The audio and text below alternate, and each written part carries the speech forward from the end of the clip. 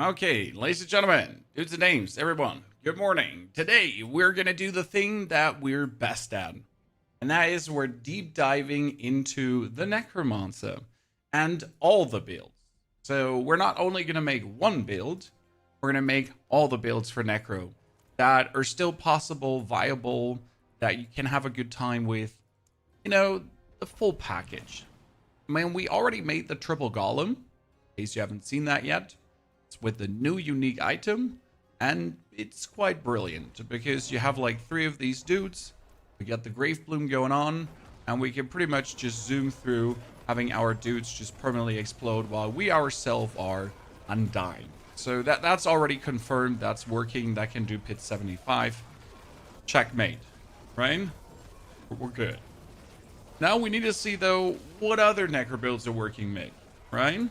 Do we have, like, does Bloodwave work? Is Bloodlands good? What about Bone Spear?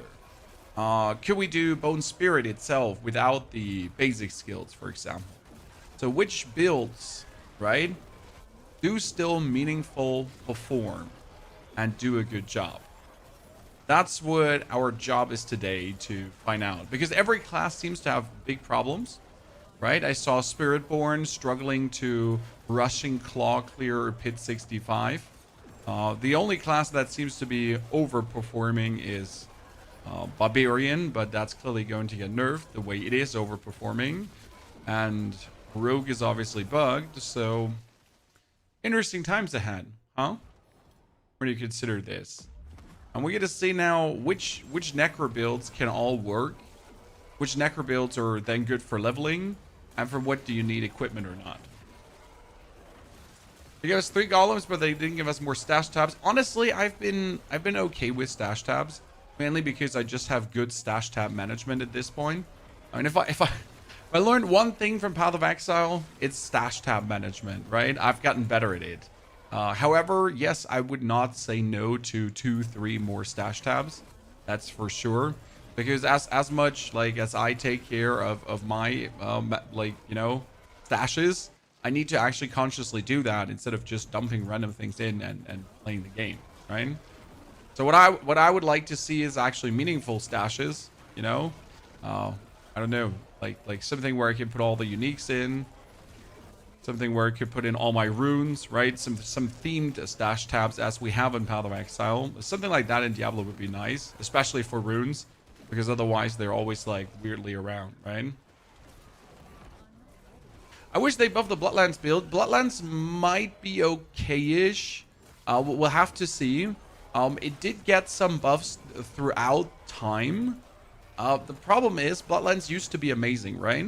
The problem is that Bloodlands caused so many calculations in Season 1 that it was breaking the server. And that's the only reason why Bloodlands is now terrible at this point around. Because, well, it used to be so good, and they had to, like, limit how many artifacts Bloodlands can actually create inside the game, how many permanent objects.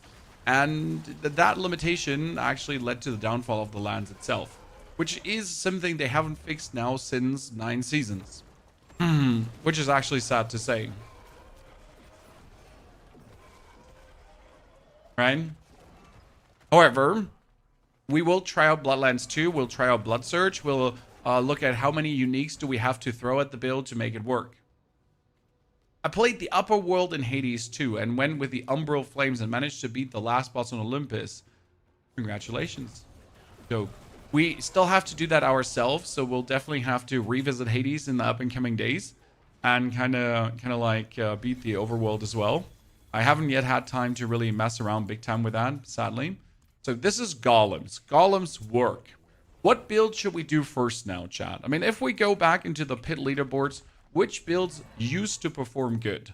So this season, obviously, we got the Bone Spirit, which doesn't work the way it works in here, right? So different build.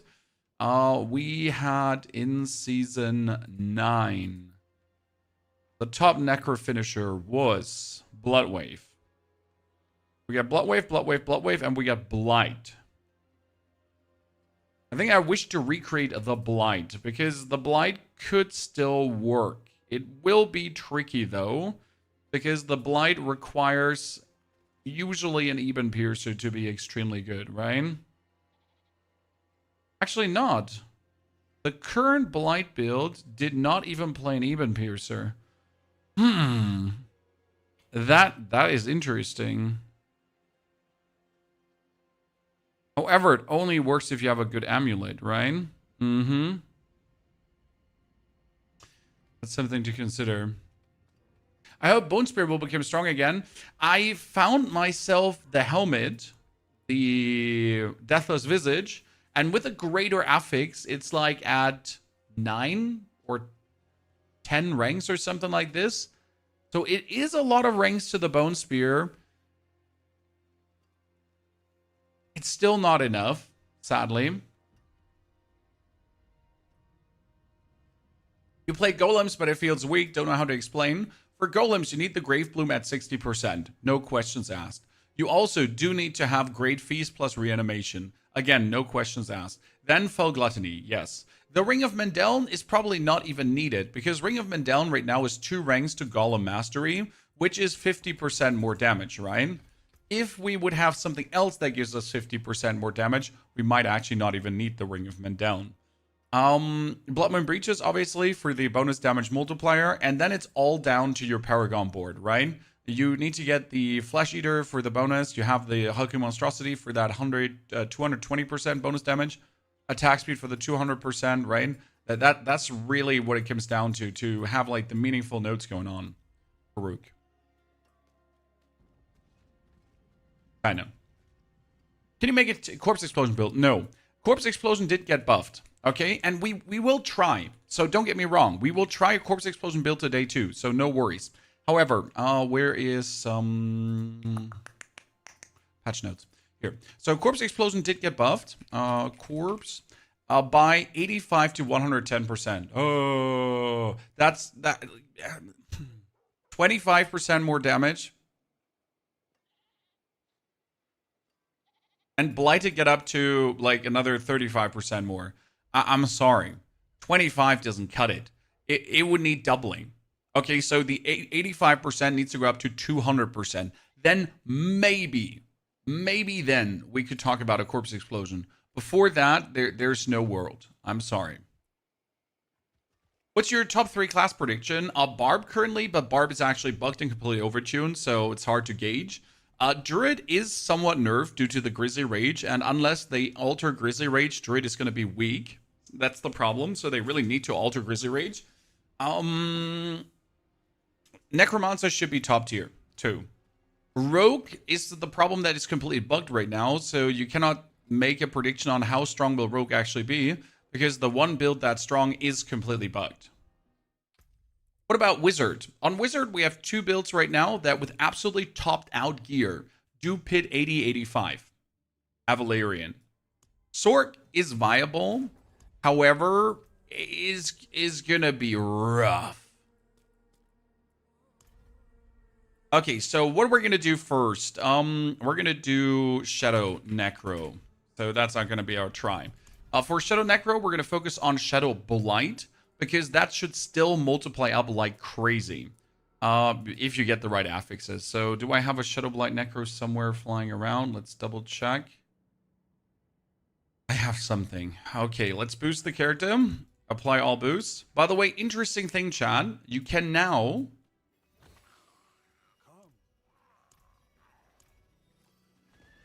equip your whole character inside the training grounds. Rogue is bugged, yes, as in Blizzard needs to fix it. It's like Rogue is double dipping and negative Integra damage counting and other shenanigans. So it's not even remotely at a point where you would say, "Oh, this is fine." No, it's not fine. It's absolutely not fine.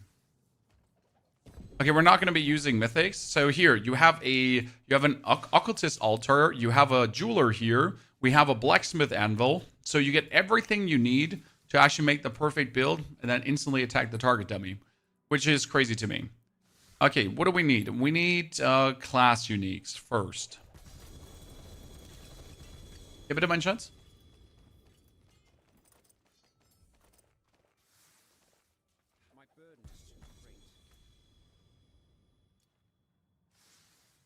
Nee, Schatz, ich bin jetzt gerade auf der Arbeit.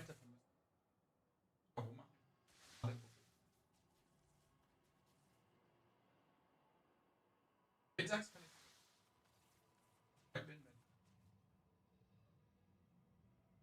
Ja, du darfst dir die aussuchen.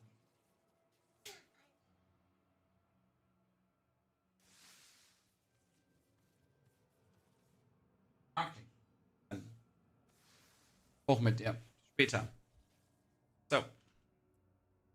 Danke. The Sorrow. Thank you for your 2 months of support. Appreciate it. Well, she wanted to have K-pop Demon Hunter pictures, right? Printed out, but I can't do that right now. I can do that later for her and print her some K-pop Demon Hunter pictures. Wait, we don't need. Oh well, the only class specific we need is Bloodmoon Breaches. Yeah. And only for the critical strike chance, to be honest. For 18.8% critical strike chance. For no other thing do you need this.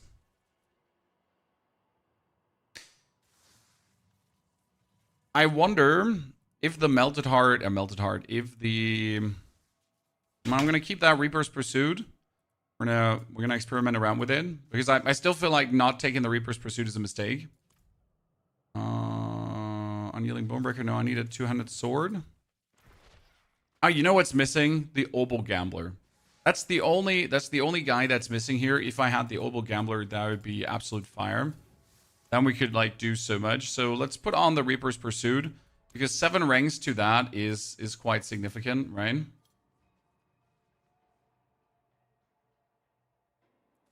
I wondered though, if I go like let's put the skill points in. 1, 2, 3, 1, 2, 3. 1, 2, 3. 1, 2, 3, 1, 2, 3, 1, 2, 3. I might play this, but I haven't decided.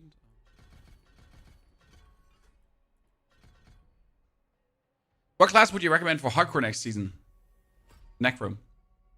Necro is incredibly tanky, especially with minions. Barbarian will probably have the ultimate toughness, but Necro is actually at a good spot. It was always at a good spot, tankiness wise. Wait, I might not play this. We need 1 necrotic carapace. Okay, Reaper's Pursuit is 20% more damage per rank of per shadow skill in the skill bar. So if I, for example, would play Bone Prison, I could get 15% more damage, but then I would have to play Bone Prison, right?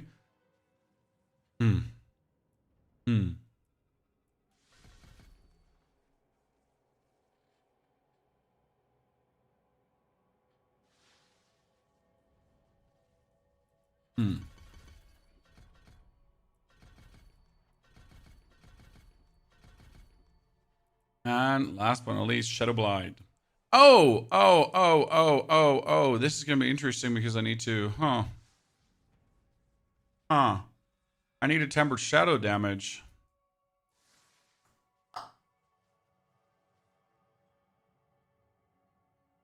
Or is it fixed that corruption damage now works?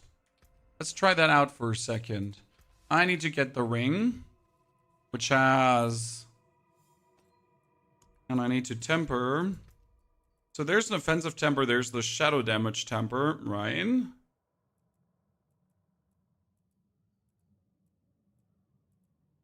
there's corruption damage.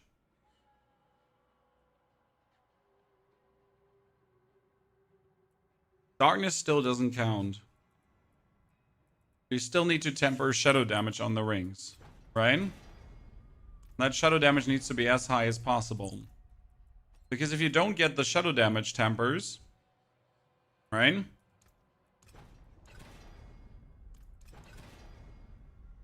gonna be missing out on the multiplier because right now the main damage that you do is Shadow Blight. See?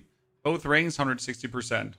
What build are we gonna try? We're doing all the Necro builds, okay? So every single Necro build that exists will be done. We will really try which one does work on the PTR, which one has a realistic chance to work out, which one is just completely doomed for failure, and that's going to be our trials today, okay? Just really going through all the motions of the ocean to see what comes out. That has 30% attack speed. I think the attack speed is like a must to roll right now on a weapon. Anyone agree, disagree, Chad? So if I get like this weapon here right now, it has a maximum life, intelligence, right? I need to reroll the damage, and it needs to be attack speed. Like here. It can actually be up to 20% attack speed. That's just nuts on a weapon. What necro builds have you tried so far? Golem necro. And the other build, the other classes, I know they're bugged. There's not actually, none of the other classes not bugged. So I'm not really messing around with them too much at the given point, because it doesn't make much sense to play around with bug classes, right? Okay, we will need to do the blighted aspect. Obviously, his size is terrible right now, but it's gonna be fine. Blighted. Blighted is the most important one because it's 70% stacking damage. Then we need aspect of the damned. That is 55% more damage. We need the sacrificial aspect, which would be another 55% more damage. And we need to get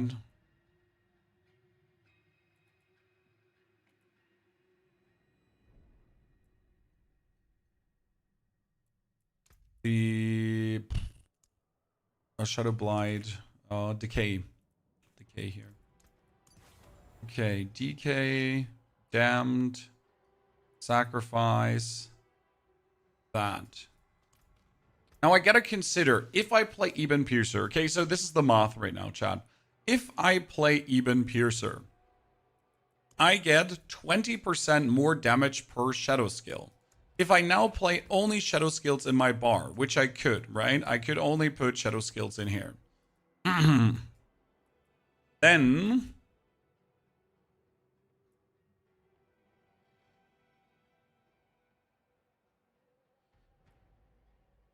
I'll probably end up doing less damage than if I use an amulet.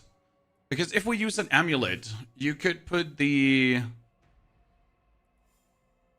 It's like, it's a bit hard to consider. So let's say I would play an amulet, okay? Because the amulet could get the aspect of decay. And decay stacks 5 times, okay? So it's 75% damage, right? And it stacks 5 times. So if we have 75 times 5, we're sitting at 375%. And if we have 50 times 5, it's... 50 times 5, it's 250. So I don't believe that the Eben Piercer is giving me more damage than having the maxed out aspect, right? Which also means that you could play the Grasping Veins, which is another damage bonus of 50%. So actually we get 50% and we're like almost 200% more damage than if we're playing Eben Piercer.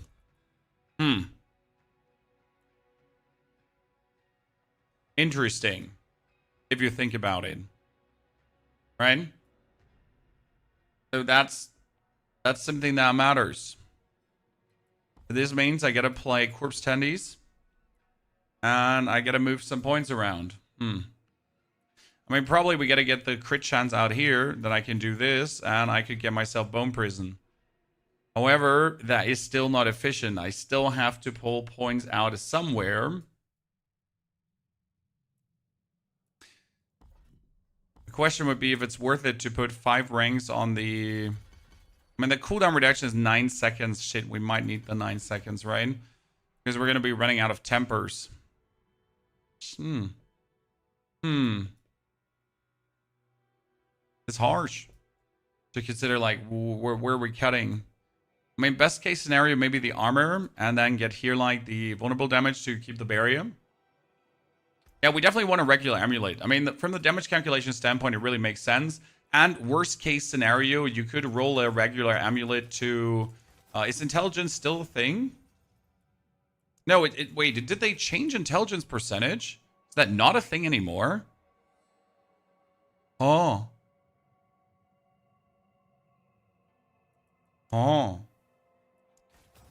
That is so good. Do you know why that is so good? But, like, so... At one point, it is so much less damage we're getting because getting 20 to 30% more intelligence is crazy, right? However, it's so free, right? Because we always had to go for this, right? You always had main stat, greater affix, or fucked. Main stat, greater affix, or fucked, right? There was never an option to go for anything else. Like, it was never even a remote consideration. Do I go for something else? No, main stat, blah blah blah, or screwed. I mean, what they need to do now though is they need to change the weighting. We need to remove the resource cost reduction. We need to remove the healing received. We need to remove the essence on kill, life on hit, life per second. That is all like completely bullshit to be on an amulet because you never want this, right? There's never a scenario where you're going to say, oh yeah, I'm so happy we get this on the amulet, right? It's always going to be, fuck you. I really don't want that. I hate you. Okay, critical strike chance. We need to put this on every item currently because I need to see how high we can get the critical strike chance up, right? So critical strike chance, and last but not least, critical strike chance. How much would that be? So we got 7, 6, 5, 4, and crit here. That would bring us at a total of 55% together with the 18.8 from this, because otherwise, yeah, well, we need max crit, right?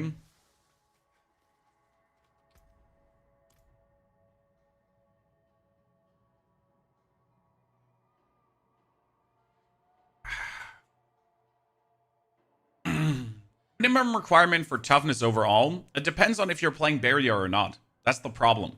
So toughness is like at least 50k, at least 50k. However, if you're not playing barrier, it's more. If you're playing barrier, it's less. Right? Have you considered a larger cup? Well, this one is as big as my hand. What I have to say about cup size is, if I'm already making coffee, I'm gonna make it worth my while. Right? I mean, why would I make coffee and then just not get the most out of it? I think that's quite simple.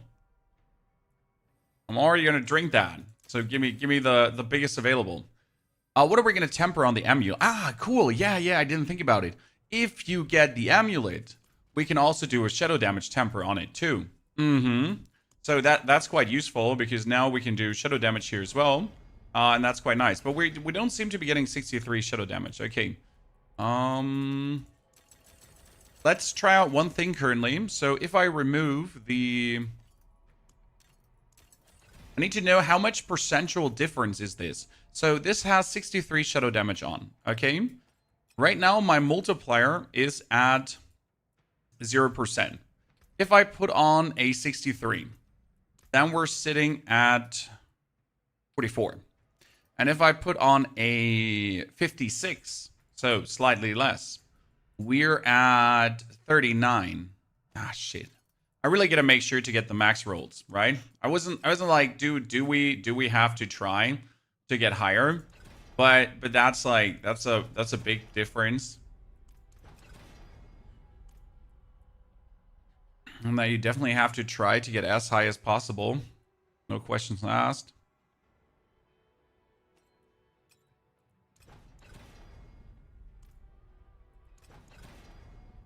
$61, yeah. Problem is that with these 3 items, we're sitting at 123. And the issue is that on your main weapon, you obviously need to get the shadow damage temper as well, right? So we would love to have Titan's Fall or Finality, because that is multiplicative more damage.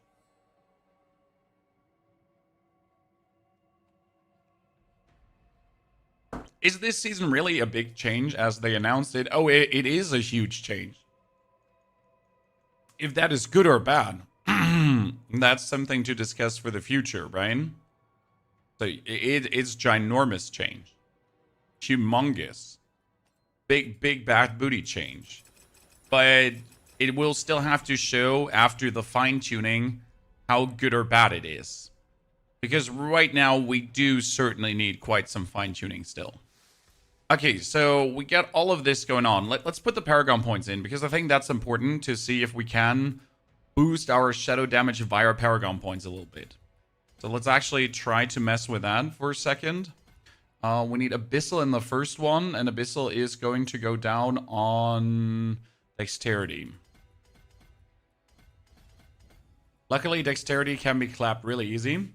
Because we're just going for this, and that's it.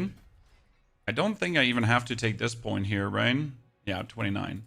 Okay, dexterity, easy poem mode. Then we have Scent of Death. Scent of Death is actually really amazing. Look at this. They changed it. You gain 15 armor and all resistance and critical strike damage. Damn. Damn, son. Right? And this node used to be like some weird shadow resistance, right? And now it's like total armor as well. So before, you did not want to have both of these nodes, but now you actually want to have both of these nodes, including this one on the side too, which is also total armor. They really, I don't know how to say this, but it used to be that there was a bit more choice in the actual Paragon board, and now because there were additive nodes that are just useless.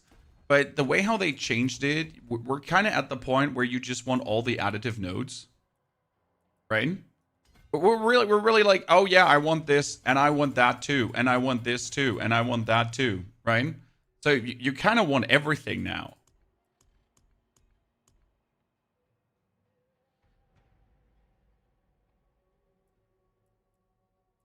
Which is plenty weird. It never used to be like that. Especially since this is giving you percentage to all resistance, right? Which is huge.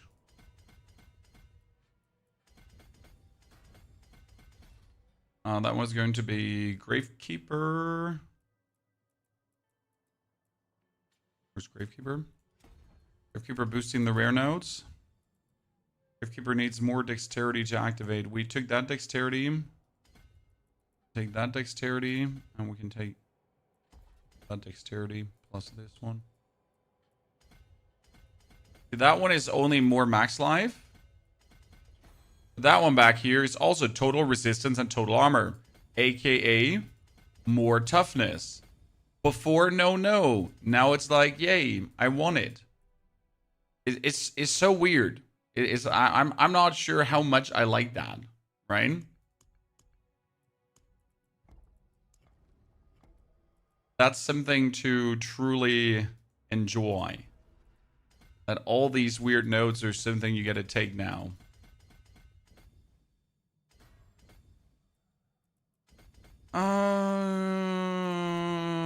We're gonna play Essence in here, probably.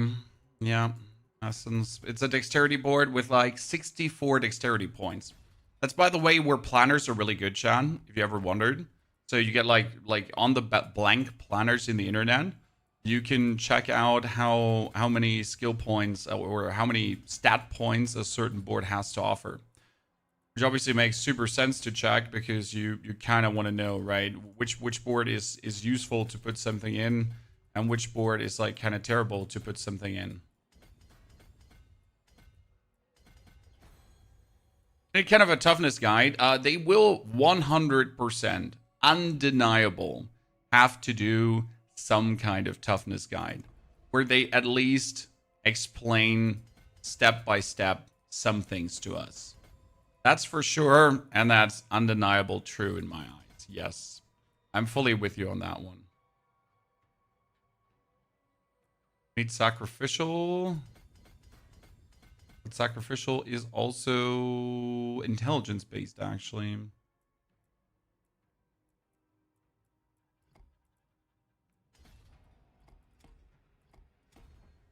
Okay, take that. We're gonna have to go down here for the attack speed. And see, now you're gonna make such a rough decision because I have taken all these damage reduction thingies here, right? All these elemental resistance. However, I need the skill points for other stuff, so I'll probably have to just really go for the minimal amount on these boards and ignore a lot of the other things, right? Just to be able to actually get the things I actually need / want. Interesting though is that now with more skill points, you have more meaningful things to take. This is corruption damage, right? Right now we're sitting at 171%. And it does actually say it's scaling with corruption damage. So if I get these 45% bonus, that is also scaling this one up to 203. Yeah. I think I cannot get away from actually tempering the shadow damage on the weapon, sadly. Because with 113 again, you're now sitting at 292. But look at this, it's 292. What the fuck is that, Chan?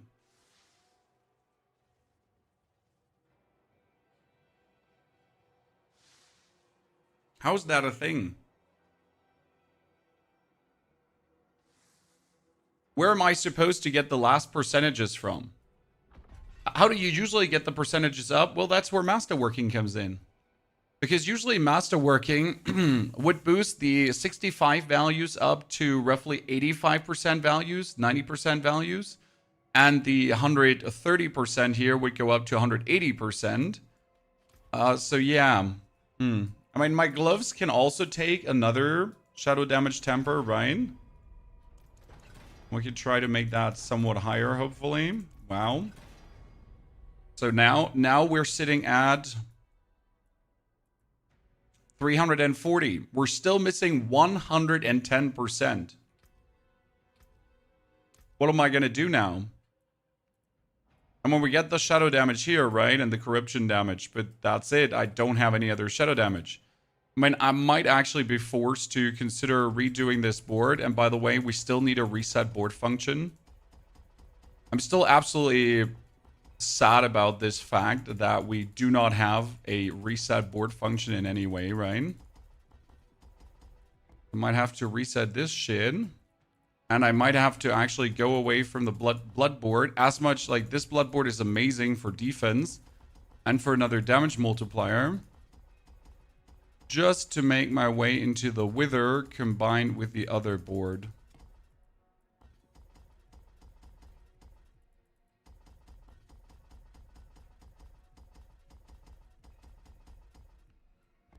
Because if I'm now going for wither, we would technically have corruption damage.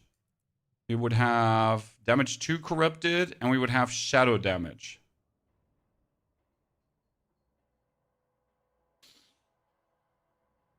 Yeah, I don't see another way. Currently.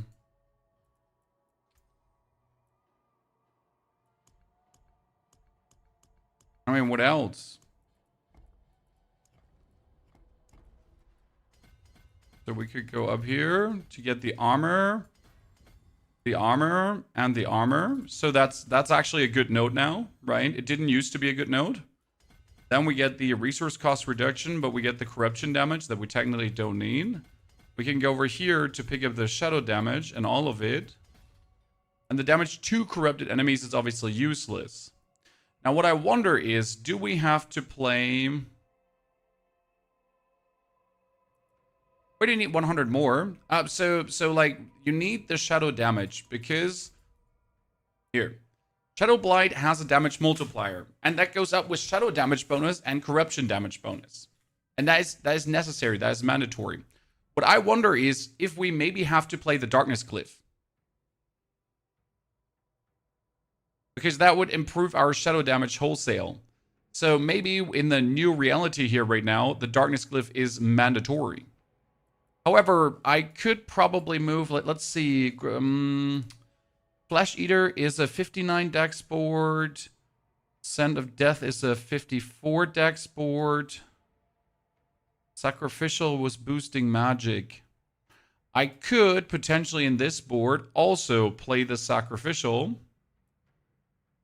Right? To then boost these nodes up. That makes sense, somewhat, to me. Take the intelligence up to 30. And then bop. Go for this. This would now have us sit at...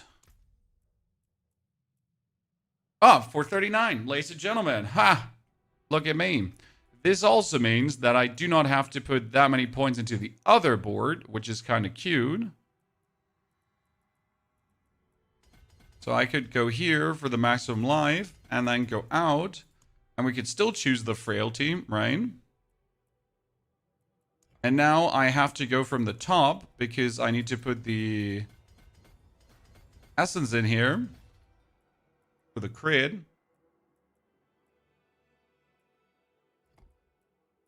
But that's wholly possible because the actual board is very easy to navigate through, crit-wise, as you can see. You can still get the attack speed. And most of the nodes, while also still dipping here into the shadow damage. Aha! And if I would play the shadow damage glyph, I could technically temper frailty. If I wanted to. Cool. So now we're sitting at the 450% multiplier. Ta-da. And we are going for options, gameplay, show only critical damage. Thank you very much.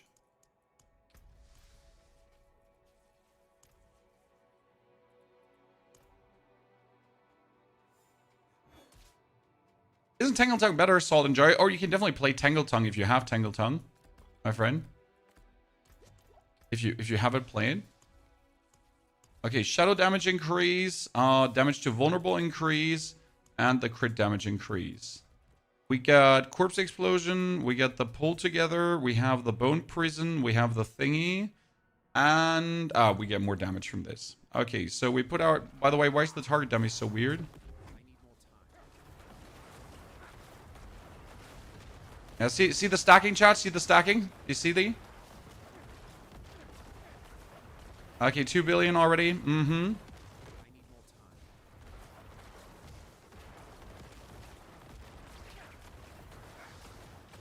Yeah, now we need the cooldown reduction for the Soul Rift.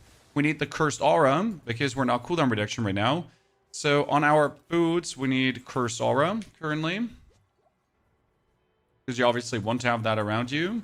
We need more attack speed. Way more attack speed. I mean, this attack speed was like really sad currently. We're sitting at 45%, right? We need at least 100%. So rings with attack speed are mandatory. We can play the aspect of Hardened Bones though, so that's nice. We get Hardened Bones. We can temper. And we need to temper Soul Rift duration. That's at least good, because now I can make sure that I get Soul Rift duration. So we get it down here. Soul Rift duration, right? I go for my boots. I get Soul Rift duration just like that. I don't have to random YOLO gamble anymore. I can finally just get the 24-24. So instantly we're sitting at 11.67 seconds, which is actually really good. The helmet is also going to get me Soul Rift duration.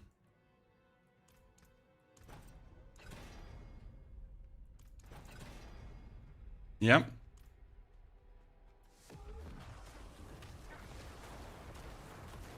You're more determination to stream than me for working. Well, I like to figure out there were 4 billion damage, Chan.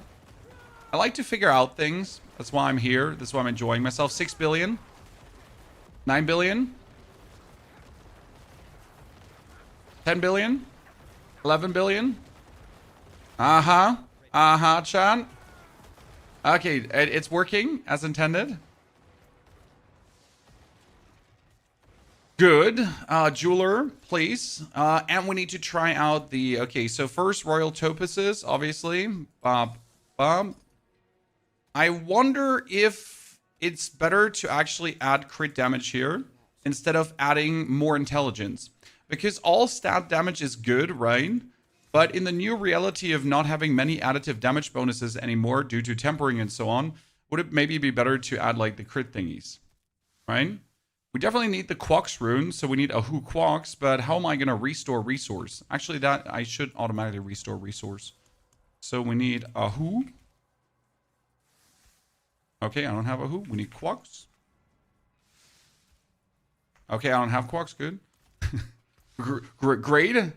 Damage reduction. We need to change that helmet aspect to But what do we change the helmet aspect to? So we get damage reduction here.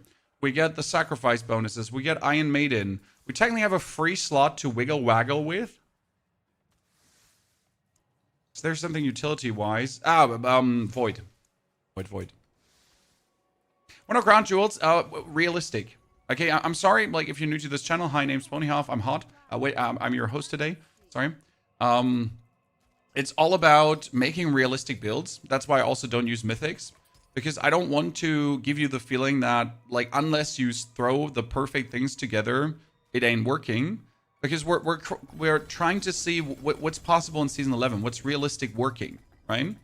I know this build would be, like, obviously vastly stronger if I would now also throw uniques at the problem. I mean, that's clear as day, right? You don't have to be very smart to figure this out. You get this figured out in 2 seconds. Still though, Ahu, and still no Quox because it's still here somewhere. There's Quox. Good. Damn, that's why we're doing it this way. If that makes any sense to you, to give you a realistic outcome. Okay, so I do this. I spam away. Who is triggering? Boom. Okay, I'm expecting like double-digit billion, not triple-digit, but more 23.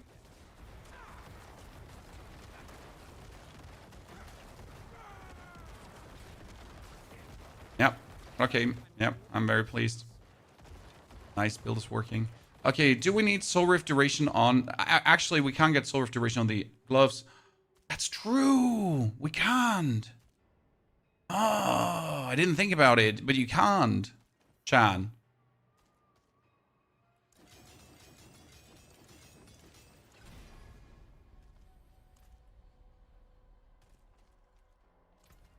Because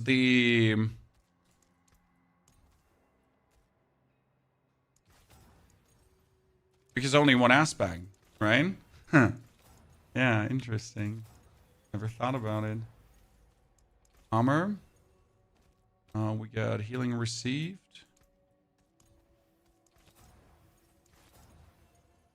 Movement speed.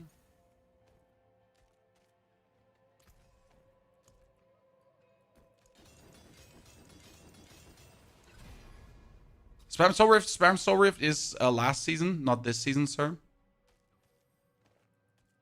Spam Soul Rift doesn't do anything anymore. Let's masterwork our gear up quickly. And then let's test this in the pit, okay? How well this is gonna work. Rings to Iron Maiden need to be definitely re-rolled. No, once done.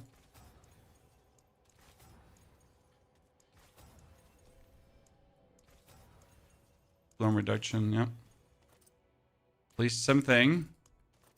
Thing is, you can't get ultimate cooldown reduction anymore, which also, again, makes you weaker, right?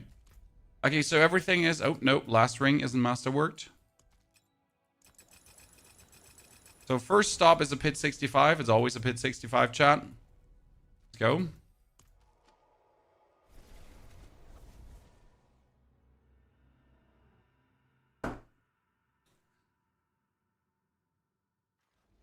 Just got a 4GA Chakra special. Let's fucking go. On the test server, on real server, it doesn't matter. It's amazing. So pit 65. How tough are we? Ladies and gentlemen, especially without potions or anything, right?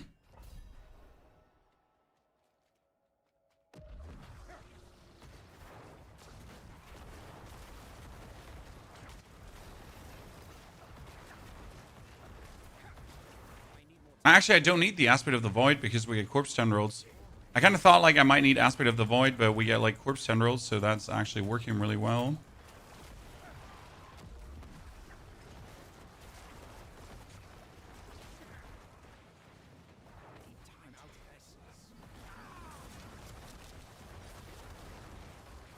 I forget, I always engage with the, yeah, the damage is there.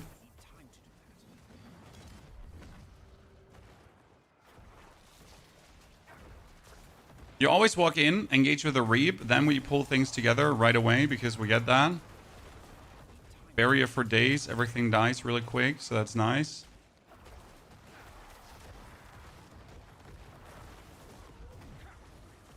I have Soul Rift up though. Soul Rift, no max endgame damage.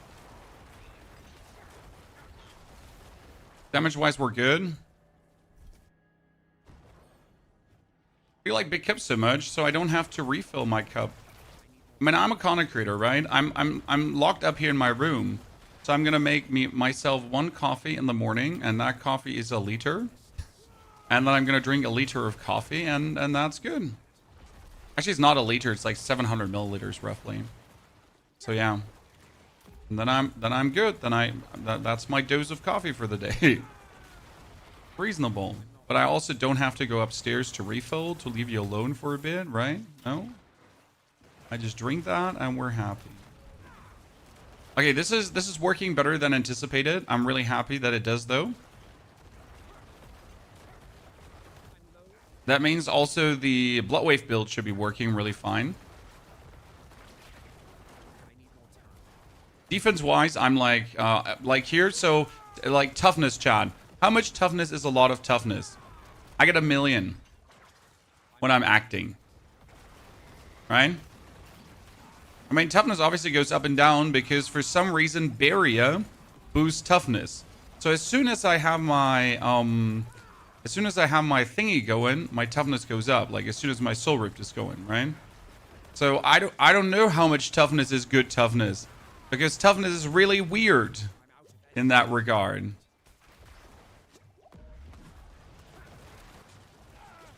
What can I say, my friend?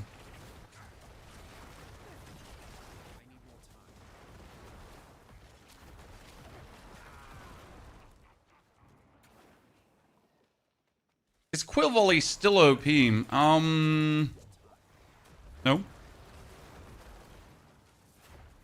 Hasn't been for quite a while. We will definitely try out Bloodlands though today to see how it holds up in the current climate.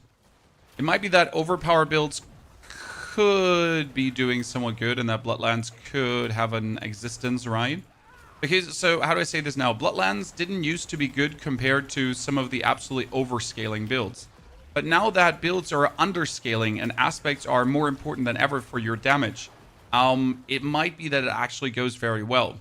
Because, let's be fair, some builds get their damage over skill ranks, right? Some builds get their damage over core skill ranks, golem skill ranks, mystic circle potency, right? These kind of things are where you get your damage from.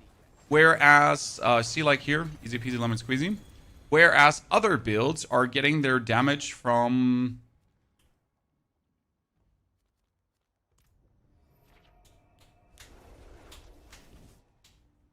the aspects and the Paragon. This build here, for example, does not do, like, I can't get skill ranks for this build, right? This build does not get stronger with Masterworking. Big here. So I do not get stronger from Masterworking in this build. And that's why this build is strong, right? So this is like the same strength as we had in Season 9, roughly, from this build. Which is kind of interesting if you think about it. And so yeah, just get good aspects, and you do a lot of damage. Whereas if I play minions, for example, I need skill ranks to golem, skill ranks to golem, skill ranks to golem. If you play Bloodlands, for example, you want ranks to Bloodlands, right? But you can't masterwork that up anymore. And that's a big limiting factor if you think about it.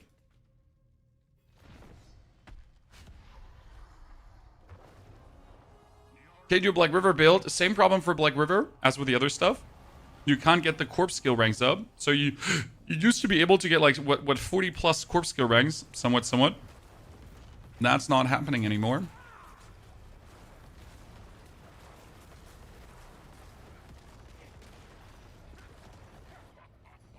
I need way more attack speed. I'm actually sad how few attack speed I have currently.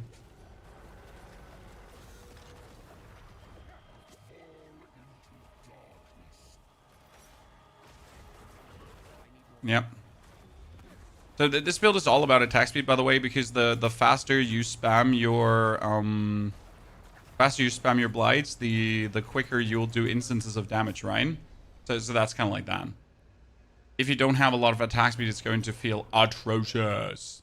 And we only sit at 45% right now. So we definitely want to have Variana right now. We need the attack speed on gloves, rings, and amulet, right? I mean, it's up to 15%. And we need to play the Gar rune. I think this is like step number 1, get the Gar rune. Because 60% critical strike chance, so sad. But this is also, like, think about it for a second, Chan. This is a sad development now for every single build. Because you used to have some kind of rune variety, right? You used to have a thought like, what kind of rune would you play? There was there was at least some shifting going on. But right now, you play Gar or you're fucked. Because you're otherwise not getting your crit up. Where's Gar? See, that's Gar. And in order to trigger Gar, you're probably going to play Sir, right? And then we're going to make sure to always have 25% crit chance bonus. And on top of the 25% crit chance bonus, yeah, we need to drink the elixir. And that one is also limited now. Because which one should we drink now? What do you think, Chan? Probably precision. I mean, I'm going to take advantage for the faster hitting, but we should probably take precision. You hit it for a negative number in the pit, by the way. That negative number is random. Reason. The negative number everyone hits for. I don't know where it's exactly coming from. It's just something that happens. Something you do not have in any way control over. You will just hit a random number.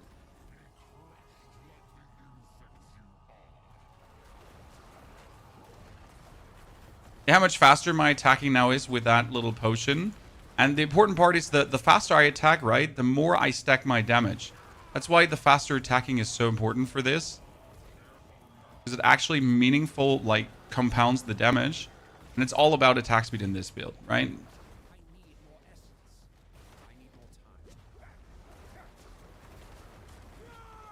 That's why I keep saying attack speed is king. Because the damage is scaling over a matter of 6 seconds, okay? So in 6 seconds, you have this one, 70, 70, 70, 70, 70, 70, 70, 70, 70, 70. The more attack speed you have, the more 70, 70, 70 you have.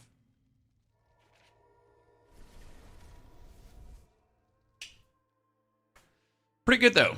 So that's build number 2, Chad. We have Golem Necro, already performing very well. We get our boy here, the Soul Rift Necro, definitely doing good. And I could get myself Ariana to actually attack even faster. So one up, whoop.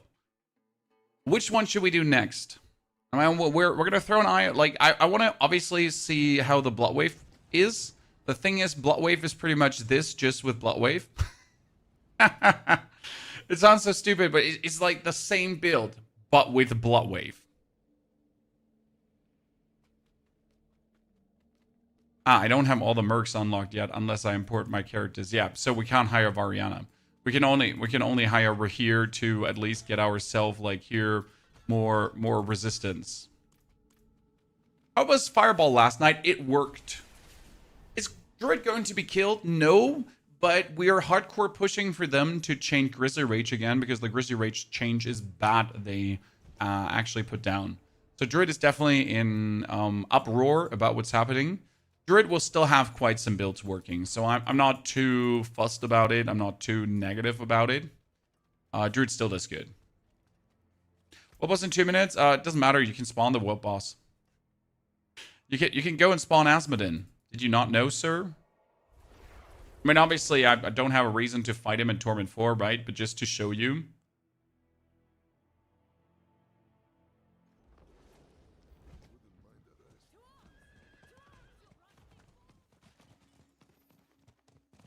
Barb next. We're not doing any other classes but Necro today.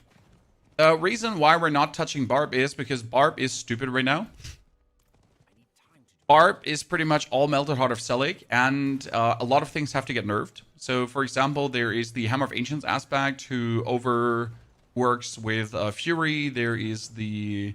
there are a couple of things that just like overdo it and make Barb too strong. So, as that. Kind of useless.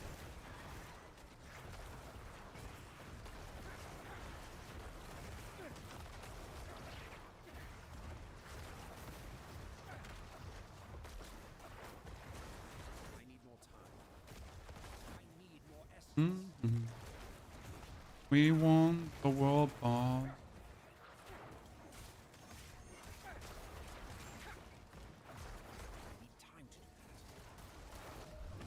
Now we still need to work a bit on the cooldown. I mean, the duration is 13. The cooldown is 37. That's just harsh. I mean, like, unless you're in the pit, you're most likely not going to have this running fully, right? Okay, Mr. Necromancer, I was trying to, like, I was testing something out. I don't want or need your help here. Bloodlands Bone Spirit doesn't work anymore. That build is functionally dead. In case you weren't aware, so it really doesn't work. Why is he in Torment Force so weak, or why am I so strong?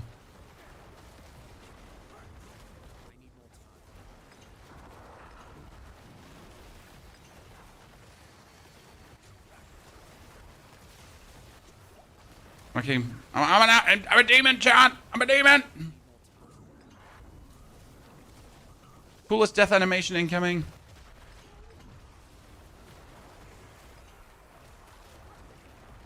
Okay, so the biggest problem is the cooldown here right now.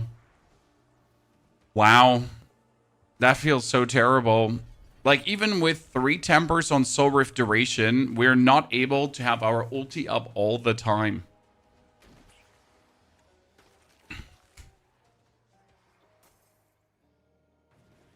Hasta la vista, in the golem build, all 3 golems are the same. And if you were able to choose, that would be cool, but it will functionally never work, because for that, Blizzard would have to implement you being able to choose things. Reckoneth Awake, maybe. The problem with Reckoneth Awake is it would introduce... Okay, so you're not wrong, but we can check the math on this one. Because right now I can increase the duration by 25%, or I could get Reckoneth Awake. Right? So that's the issue here. We have Raka. I don't like generic.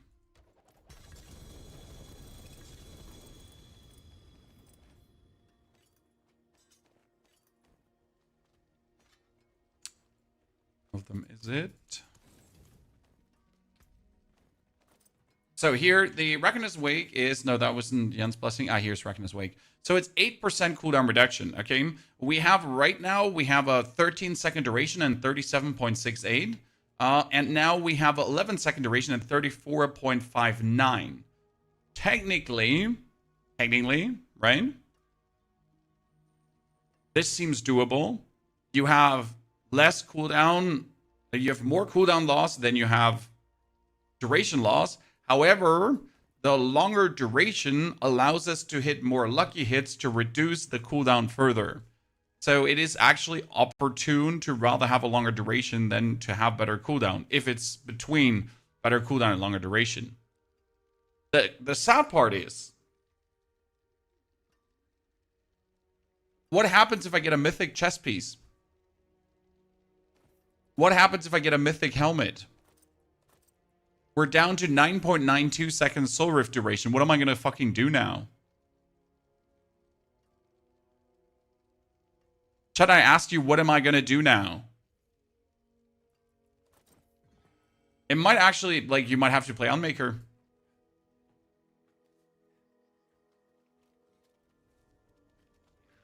Right? Let's actually do that here. All uniques. How's uniques? Helm.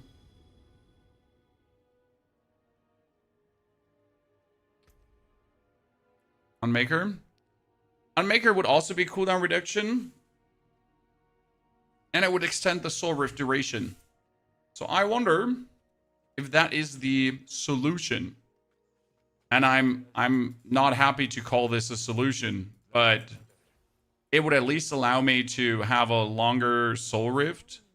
Let's see how much longer that actually would equate to.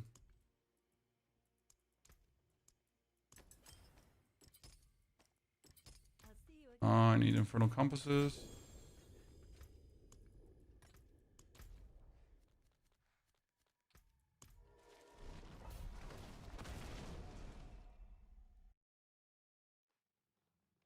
Builds are going to be constantly changing based on which mythic or items you find. I mean, that's normal, right?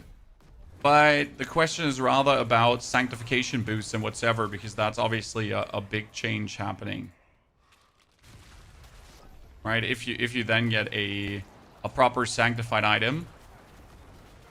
However, you can never sanctify unless you're finding something. Okay, my Soul Rift is still going.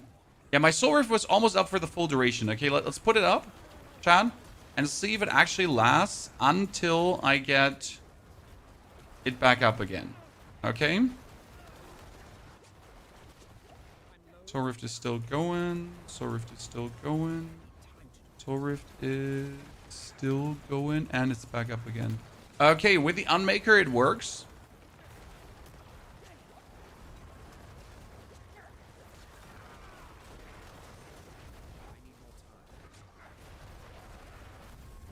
And back up again. So yeah, that works. I mean, not that this is like an Infernal Horde build, because it's not.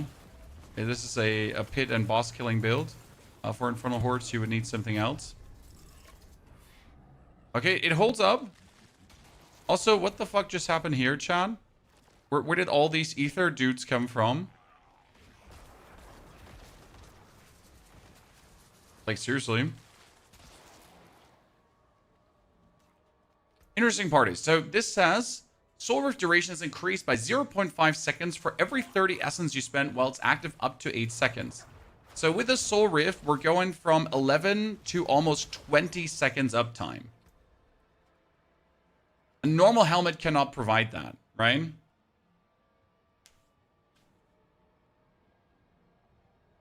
Yeah, I guess we'll have to play it, right? I mean, worst case scenario, you're also doing some more Soul Rift damage, which is fine-ish. I mean, like, I guess it's more DPS, right? Interesting part is, it says, Soul Rift deals shadow damage per second to surrounding enemies for every essence you gain while it's active. And we're just gaining active by the Soul Rift just, like, obviously soaking in the essence. So we just have, like, that passive happening anyways. Is pad bugged or don't you use one? No. So what do you mean pad bugged? Oh, no, sorry, sir. We're not. We're just testing things. Like, I don't need the pad for testing things. Okay.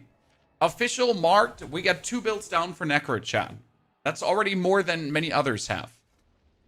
Next. What are we going to do now? Leave. So that is Shadow Necro. That is Golem Necro. We can go over to the Bone Spirit, because in Season 9 and in Season 10, Bone Spirit was reigning supreme too. However, that Bone Spirit build was a Bone Spirit Splinter build. And I wonder if we now do the full Bone Spirit Spirit build instead of the Bone Spirit Splinter build, how that would work.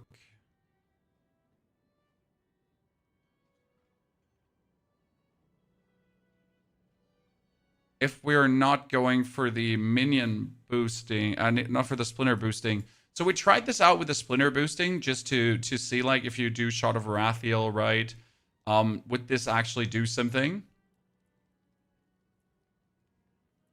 And with the aspect of adaptability and the aspect of Moonrise, plus the Bone Splinter 900%, the shadow damage. So let's actually jewel this one out.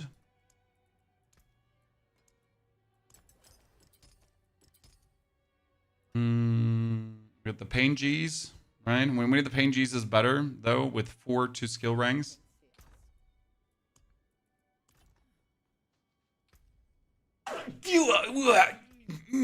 I'm sorry. I'm good. Oh, that pain in your chest when you're eating the sneeze.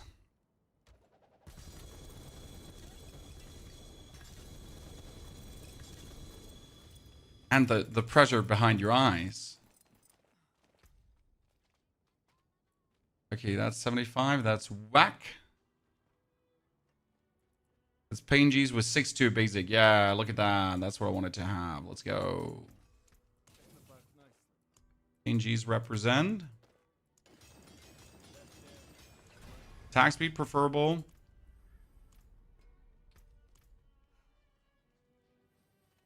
We need pants. Oh my god, look at me. Casame's legacy, chat. Sorry, had a moment there. I'm good again. Pants.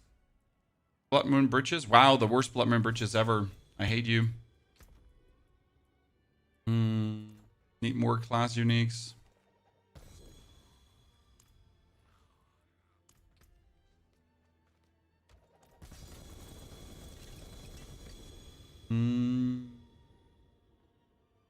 Pants. 26% again. It's the same pair of pants. It's the same. It wasn't a different pair of pants. It was exactly the same. How is that even a thing? Right? How can two random class caches poop out the exact same pair of pants? Sometimes you're really asking yourself what they put behind that algorithm wise. Make that be a thing. What happens if you 4GA and Masterwork or Sanctifies through the Axor GA? Yeah. Nothing. I don't think you can get another greater affix on a 4GA item. Obviously, Blizzard never thought about that. So, there you go. We got the first aura. Yabba dabba doo. No.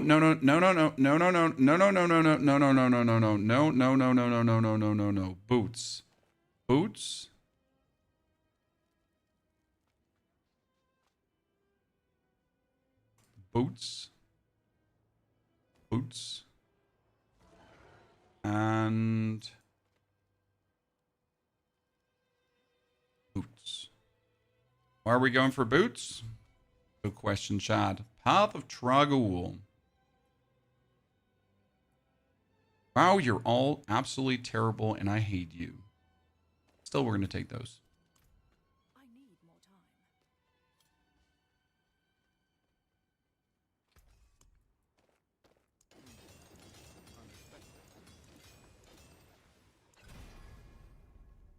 I mean, let's take that 4GA Casames. Bring it to the temper. So this is 4GA.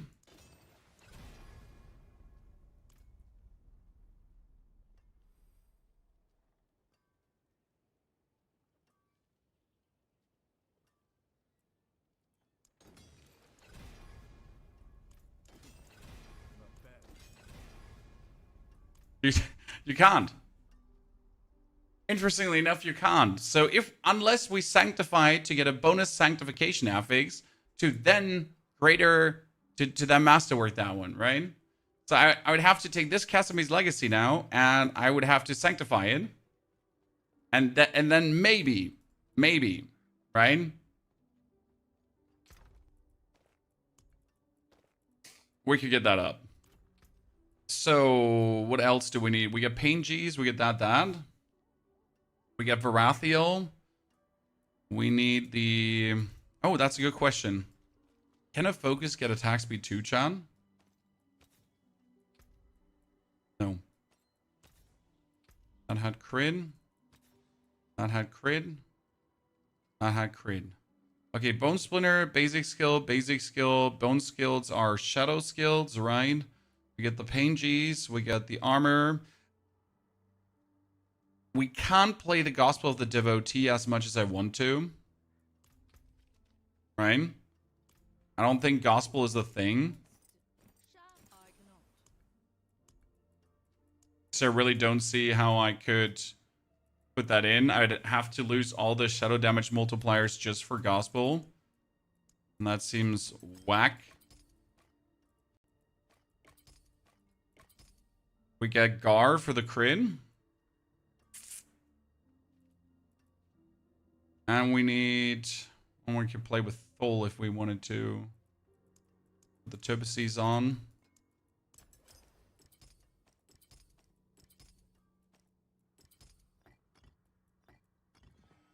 Okay, that one is going to be Hardened Bones. right? Big difference now is, Chad, look at my skill ranks on the basic skill. We're sitting at 13. Guess how many skill ranks a good basic skill build would have? Usually.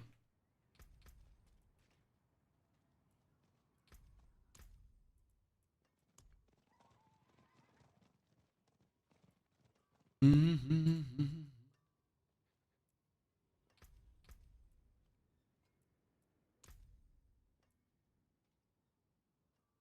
29. Up to 29.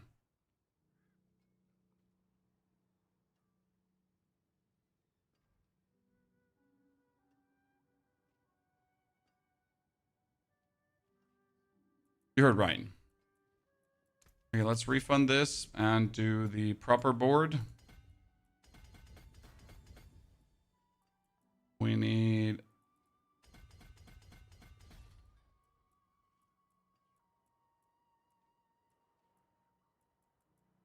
try to exploit for the time being.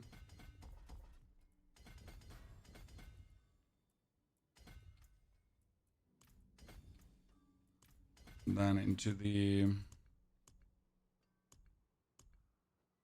we're still going to play with Bone Graft because I actually like Bone Graft. And it actually gives me crit too, so there we go.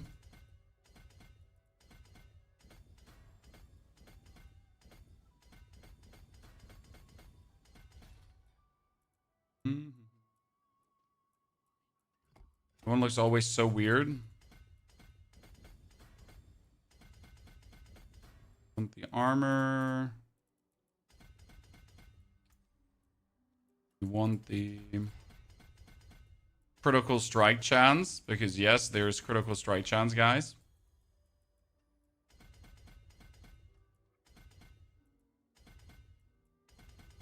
Want the resistance for more toughness. I feel like resistance is even more important than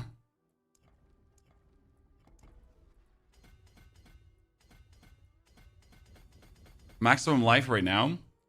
Because if your toughness is up, okay, think about it. If your toughness is up, then your actual resistance doesn't matter that much anymore. If your toughness is up, your life doesn't matter that much anymore. Because, well, you have a lot of toughness, right?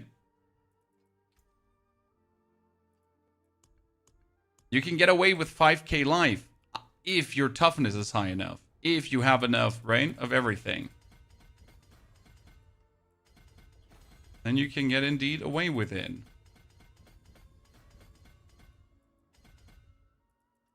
However, you need enough first, actually.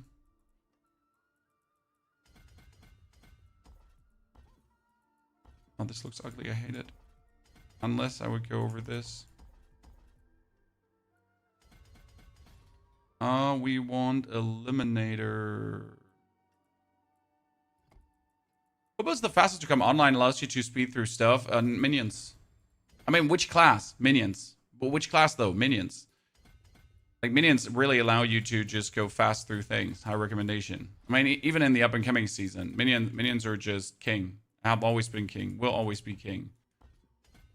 Everyone loves minions. Someone says he doesn't love minions? Wait, I'm gonna like, what a weirdo, huh?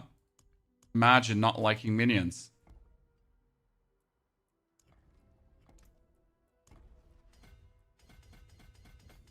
I mean, like, seriously, minions.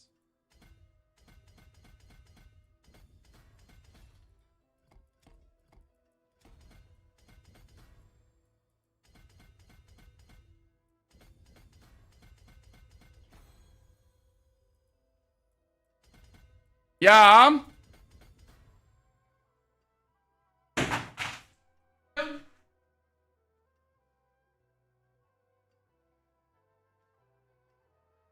Fine, go home.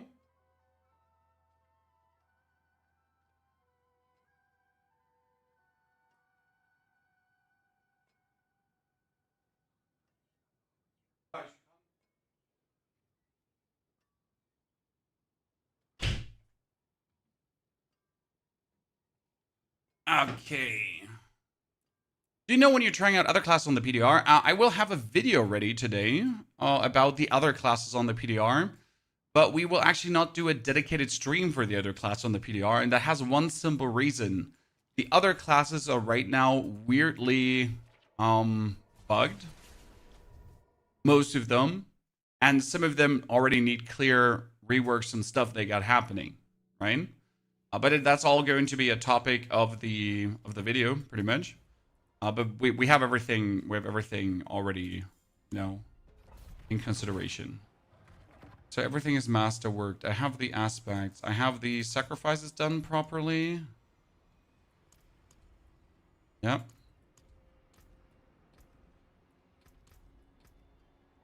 I have divine gifts, which is fine. Between all the classes bronze, I mean, on the current server, it's a druid.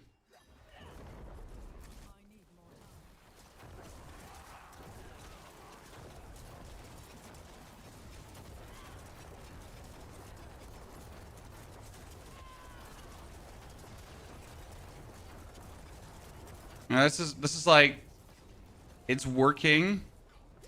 It's not working. How to say this now? No, it's doing the gerb, but it's not pumping out big numbers. Oh, I forget to change the aspect on the helmet. Let's quickly do that. This helmet can actually be hardened bones right now. Good.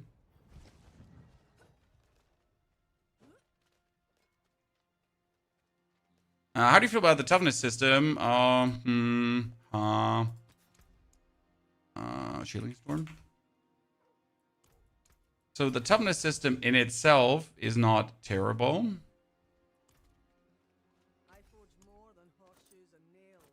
I need storm duration.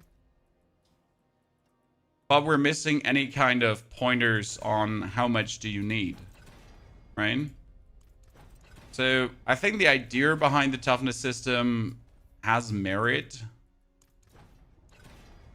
But the information we're getting inside the game is virtually useless, right? Well, what do I know? I can take 101,000 physical damage before I die. Great. What does that mean?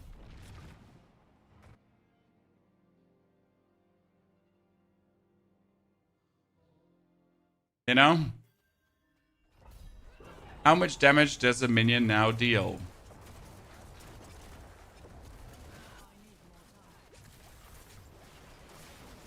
Okay, that poison damage they're dealing is like I cannot stay alive against this poison enchantment. What is it called? Illusionary. I don't know. It's the shadow enchantment that's actually killing you there, right? 151 million. Nice. I'm actually aware we could do so much.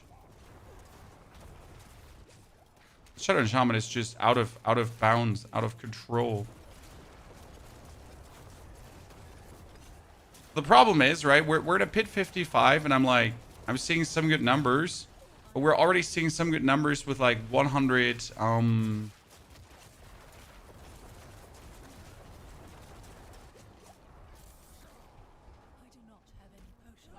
that shadow enchantment is just crazy. Can you one-shot a lair boss and Lilith in tier 4? Not in this current iteration, no. I mean, not in Season 11. No one can do that in Season 11, unless Barb, which is overtuned right now, because of Melt Out of Selig, right? So that's a fact and a half. No one goes around one-shotting things, currently. In tier 4. In Season 10, yes. In Season 11, no.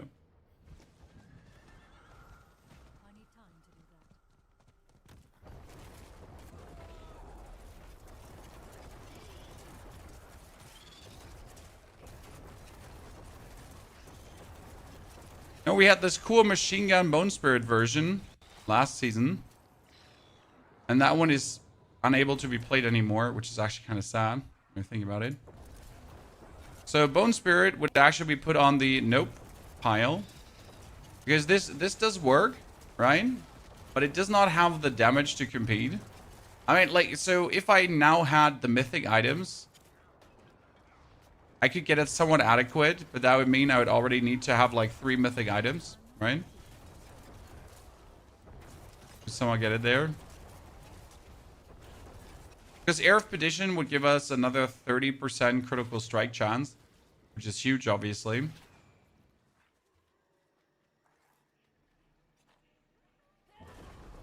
Now, I mean, compare this to the Shadow Knit build, and it's sad. Oh, I forgot the aspect of the Cursed Aura. That's a multiplier missing, actually. Ooh. Give my humble self a moment, John. That should right some things, but still not to a point where we're like, oh yay.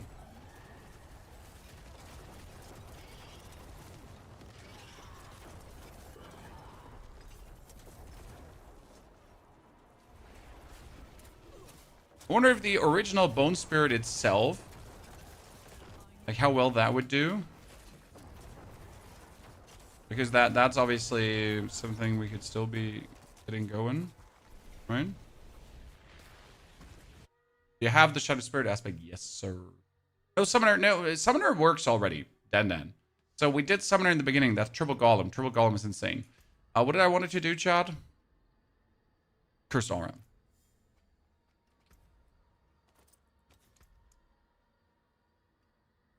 It loses the Shielding Storm. Jeweler.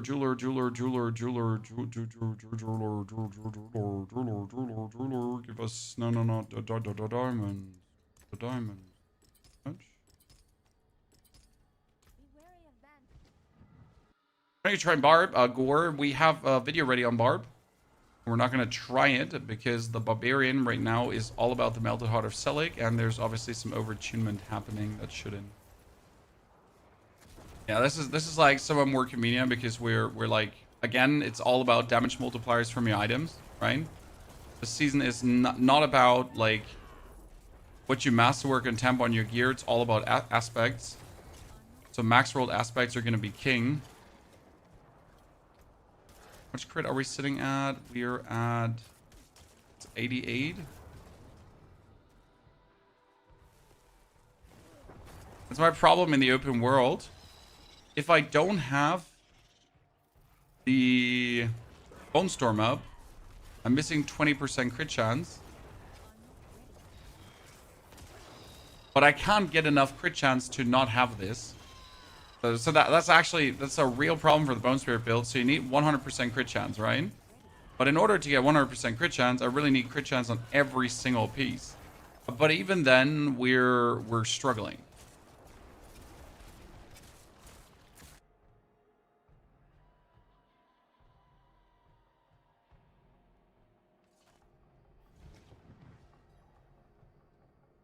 You need mythics? No, you don't need mythics.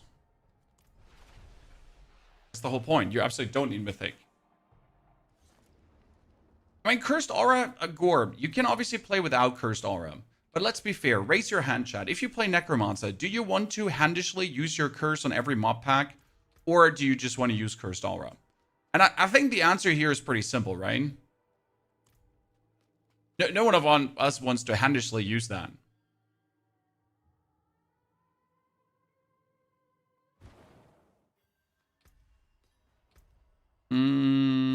What did I wanted to check? Crit chance. Okay, so we're sitting at 68.7%. However, if we now use our skills,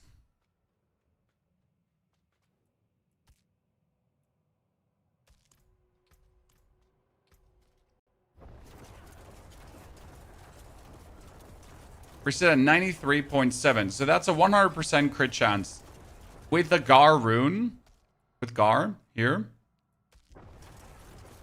But only if we're casting, only if we're doing things, right? As soon as we're not doing things, that one drops. So that's a little bit of a bummer. It'd be better if it was without the Gar already, but at least we're at the 100. Okay. So we got Bone Spirit chat, we got Golem Necro, and we have Shadow. Shadow includes Bloodwave as well. We could try to make the Bloodwave Rewind quickly. Problem is that the Shadow Wave Rewind is, you know? I'm not a fan of the Shadow Wave.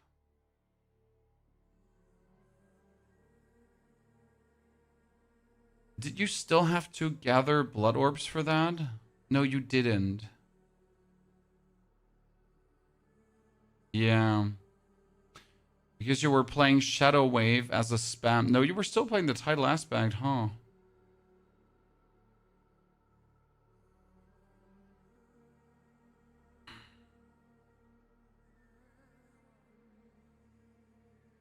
Do I like that? Do I not like that? I have a hard point of choosing, you know? How is the 3 golem necro? Oh, here is the 3 golem necro.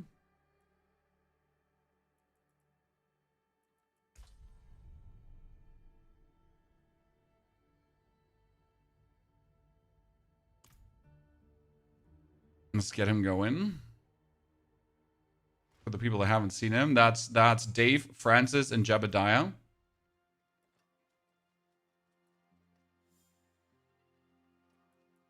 The gang.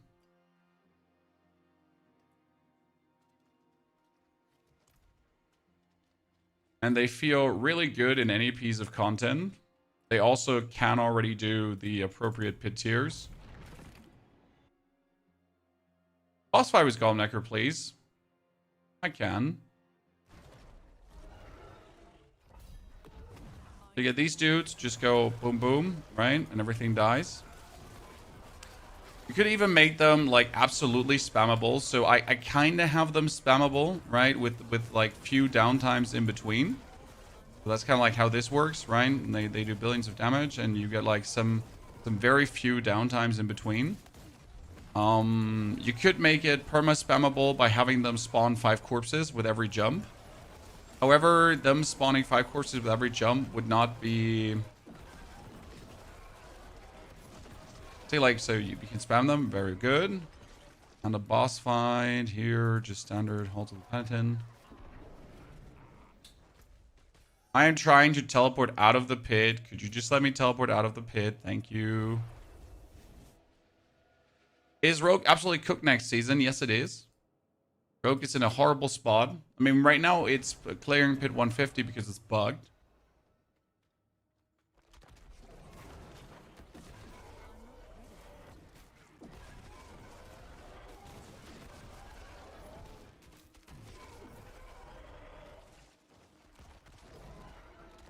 Generally speaking, unless they're actually changing something HP-wise, I see people farming tier 3 bosses this season. Not because you can't farm tier 4 bosses, but just because tier 3 bosses are way more convenient. So here, this is us, right? Like, I'm going to stand here with my reap. I'm going to reap it. So to help the cooldown reduction, as you see, I can like really have the golems more or less always going on, right? The cooldown is very low. Feels very good. Ow. Obviously I get hit, but you notice it works. It also works in the Infernal Hordes, in the pit, and everywhere. So golems are good. However, this is again, there's a Torment 4 fight, right? And a Torment 4 fight with pit 100, with 100 glyphs and all that kind of stuff. And also all my gears 12 times masterworked, or 20 times masterworked, which is frankly spoken useless, right? The 20 times masterworks are actually like whatever. Doesn't even do that much. We get the Quox rune running, which is important. We have our cooldown bonus running on the ultimate, so we actually get our Soul Rift often up enough, right? We sadly don't have Soul Rift duration because these items are sanctified, but it's working. That's the most important part, right?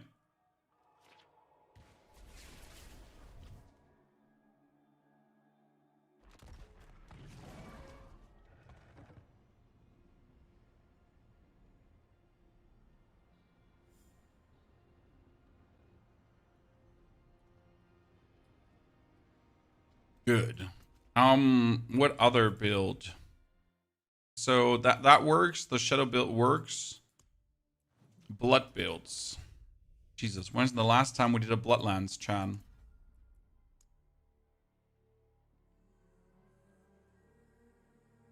That's what I mean without Mythic tier 4 not farmable. No, I do think it's still farmable. Don't know. Just not the bosses. So like, let's say Hell Tides, Undercity, Infernal Hordes, all that kind of stuff is definitely tier 4 farmable, no problem.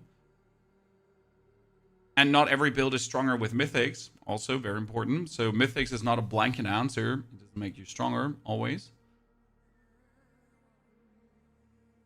But certain builds, yes.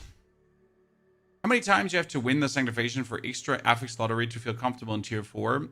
There is a wait. I have the answer for you. I actually have the answer for you. Because there is, like, fellow creators ran some tests. Thank you, Mr. Macro Bio Boy, for this. So, ladies and gentlemen, Mr. Macro Bio Boy sanctified 800 times. And there's this little... So, this is 597 sanctifications, okay? Chance per sanctification type. So in 600 times sanctifying, he got the no durability loss 22%. Replaced an affix 10% of the times. Added a new affix 33% of the times, and greater affix and affix 20%. And only 16% of 600 times. So in 100 cases, did you get a bonus aspect?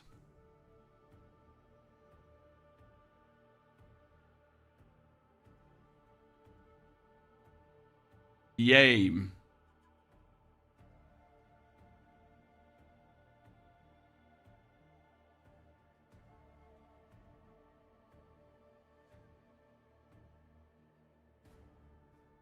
Make out of that what you want, right?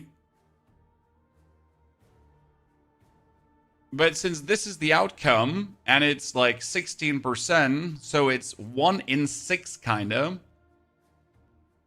Which technically means you need 6 good items to at least one time get an aspect, and then you would still get the aspect that you don't want, right?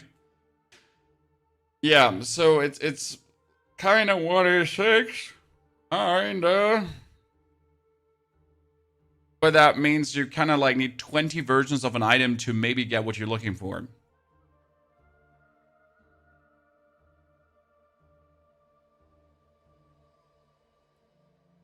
Yay, right? I really don't mind the gambling. I really hate hoarding items. Vemrathin, the problem is you need to farm the resources to masterwork, the resources to temper, the resources and gold to reroll the affixes. Then you need to farm the stones to sanctify. So the amount of farm you need to do, and then as I said, you need to farm the items too on top of actually all these things. So you need to farm the resources and the items to then with one click of the sanctification make all your farm be useless. And that the problem is not the chance. The problem is not the putting the things in. The problem is that you're farming all of this in one single click. You spend 20 hours to farm things, and one single click makes all the 20 hours of farming useless.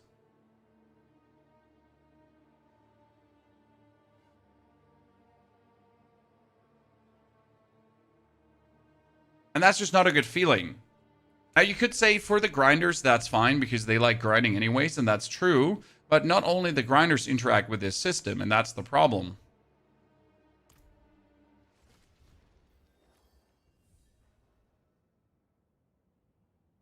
Like a Valorb, that a Valorb is positive for you, Twitchy. Because either a Valorb does nothing, and your item is still good. A Valorb could ruin your item, right? A Valorb could add a socket, or a Valorb could like improve one of your affixes. So Valorb in general does do fine, but obviously Valorbs are completely optional. Right now, at the current power level of a character, Sanctification is not really optional. Because if you want to feel comfortable in Torment 4, currently, with the current power level of characters, like, we're talking about super comfortable, like, you want to feel like an absolute god, Sanctification is not optional. It actually becomes a thing to do. Right? The problem is, so look at my two-handed weapon. So my two-handed weapon for the minion build, okay, can get the aspect of reanimation. Okay? Listen. My two-handed weapon can get the aspect of reanimation. So if I sanctify it, it could obviously get another aspect in 1 out of 6 times. Now, which aspects could I get on a weapon, though, that is minion related? For example, I could get Frenzied Dead. That's nice, but doesn't add damage. You could get Great Feast, and that would be another 110% bonus damage. So imagine this now. I get this weapon. I have to get 100 weapons. Strike that. I have to get 200 weapons. To 200 Sanctification Stones. 200 Sanctification Stones, they drop like 1 or 2 per pit. If a pit takes 5 minutes, so we get like 200 stones times 5-minute pits, so we're sitting at 1,000 minutes. Like that's, you know, the 16 hours of farm, and that would be just for the stones. And you need to still farm the weapons, right? We could get the Unyielding Commander too, so we have actually 2 potential outcomes. However, weapons can get all these aspects, right? There are 53 different aspects that weapon could get through Sanctification. So I have a 1 out of 6 chance to get the aspect, and then I have a 2 out of 53 chance to get the one I'm looking for.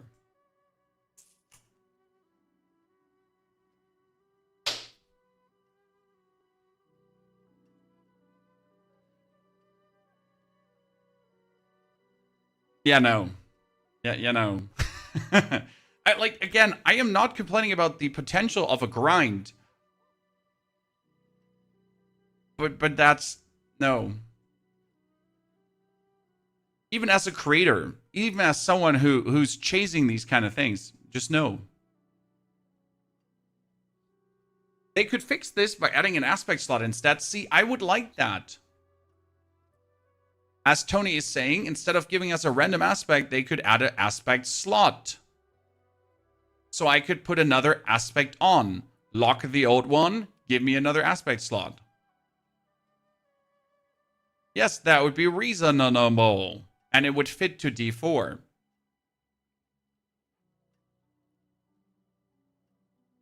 Perhaps don't learn the recipes that you don't want, or that's a no-go. No, Death Dealer doesn't sadly work.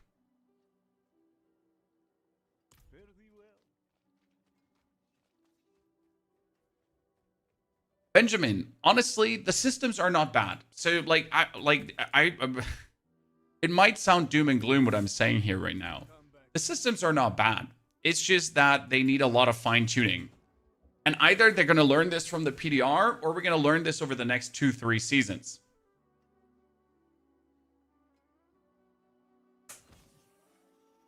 That's that. Oh, this sounds like feedback to give for the PTR. Well, I have a feedback document, so actually every single creator, Chad, very important, is sending in feedback. So we are being asked to create a document kind of like this. Where's my notepad? Here, this is what we're like. This is what they want from us as the creators. And actually, every creator is writing like an essay. You'd be surprised. So there are essays coming. Like, I have read the essays from last season. Like, screw me sideways. You know? I usually write, like, let's say, 200 words per point. Like, and some people are like, hold my beer. I'm gonna write, you know? As if their life depends on it. Which it does, because some of these creators are only Diablo 4 creators, so kind of like their life depends on it. Are Sanctification Stones tradable? No. They are here in your... No, wait.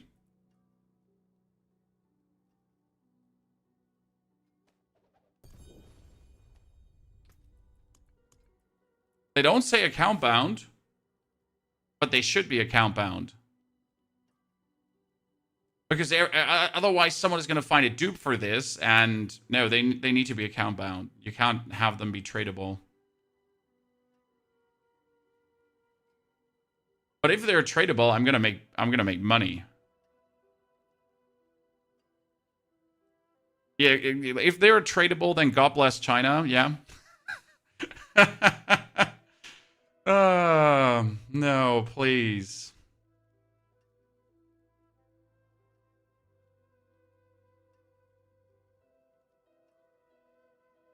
That should not be a thing.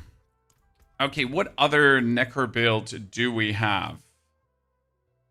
Bone Spear's out. So any core skill, like any core skill build, unless you're using mythics, is out. That's already a fact, chat. I'm sorry. Because you need the Air of Perdition and you need the Ring of Starless Skies to have core skill builds do meaningful damage. We could try the Skeleton Mages. Yeah. Yeah, probably. Where the...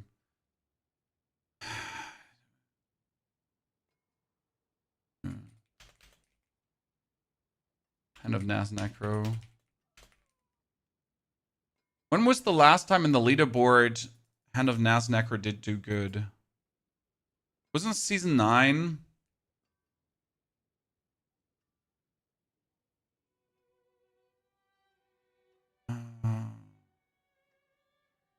Used No Man Down Nas, right? Yeah, we got here. Do that. 9. It could be that Hand of Nas still works. The problem is that in the Hand of Nas Necro, you're looking for as many skeleton mage ranks as possible, right? Problem is, let's pull out the Hand of Nas. Wait, let's break the game for a second. Ah! Ah! It's easier than actually putting them away.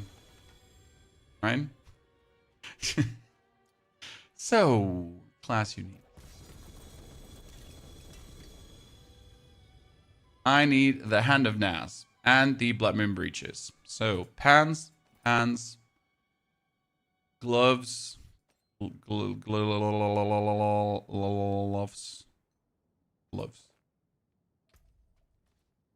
No, wait. Am I missing a glove? Gloves. Hand of Nas, 88%. With no, we need the mastery. No mastery bust. Wait. What I have been asking myself is, Chad, if I have a 2 out of 4, but I greater affixes, does he 2 out of 4 the greater affix? Like, does he push the thingy to max or not? Right? He does. Huh. Interesting. Because that's kind of like, even if you have a low rolled version, right? It kind of makes sense then to still take the item, because it kind of would. Oh my god, a 3 GA men down, Chad. Woo! Look at me, mom. Look at me. The 4 GA men down. Woo woo woo woo woo woo. Sorry, had a moment there. I'm good. Chat, everything is fine.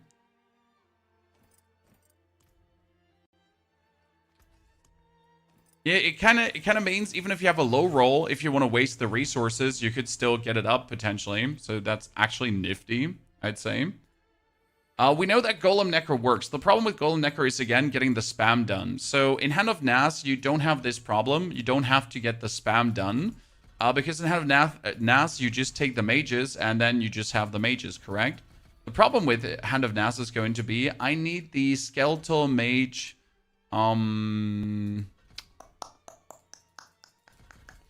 I need the mages to... If you don't say it, brain, I'm going to punch you.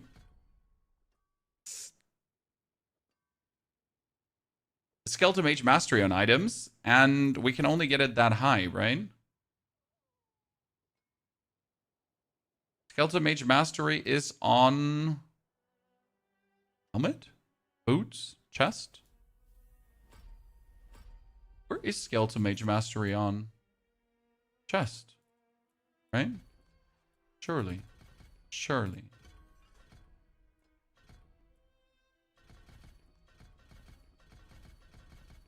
Someone correct me if I'm wrong.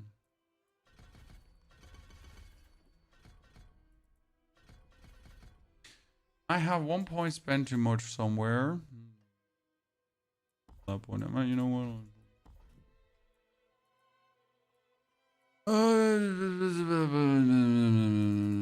No, actually, I'm fine. I'm fine.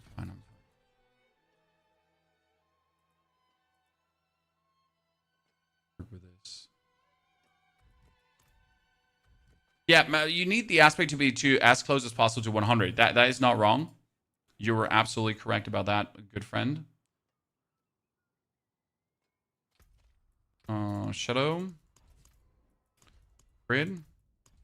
Shadow mages. We need our boots to have Occult Dominion.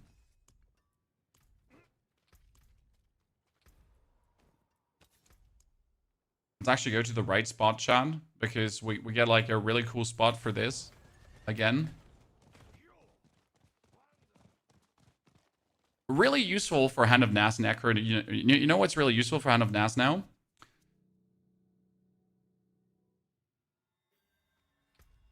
You get your two-handed weapon. So by the way, here's everything. I need a two-handed size, right? One that doesn't suck, preferable.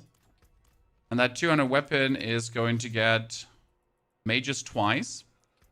One issue we have with this though is, so we can get the mages twice, right? But we cannot get it over 40%, which is actually sad. I mean, sure, we could get a masterwork, right? But how high is that going to be? If you get a masterwork. I mean, we can't get it to 100%, right? I can just get it like barely to that. And we can get service and sacrifice. This is obviously the aspect you need, right? To 200%. By the way, this is service and sacrifice. If you now get reanimation on it as well via tempering, that would be nuts. Okay, helmet can have. Can have. Oh, skeletal. Warrior mastery. Chest can have. That's a 2 golem mastery chest. Can chest have no golem mastery? Only pants. Can boots have mage mastery? No, so only pants could have mage mastery. Interesting. Huh. That's good. You know why that's good, Chan? Because this means that in the current, with the 6 ranks to mage mastery, we are at 11 out of 3 skeletal mage mastery. And the only difference would be 2 more ranks. So if I would now... No, actually 4 ranks. So I'm missing 4 ranks of skeletal mage mastery. And that means we're missing 80% damage. Yeah, you know what? That's fine. We can deal with 80% less damage, huh? Probably.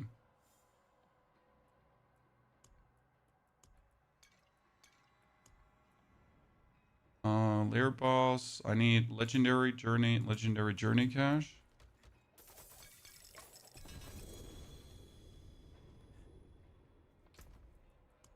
My god.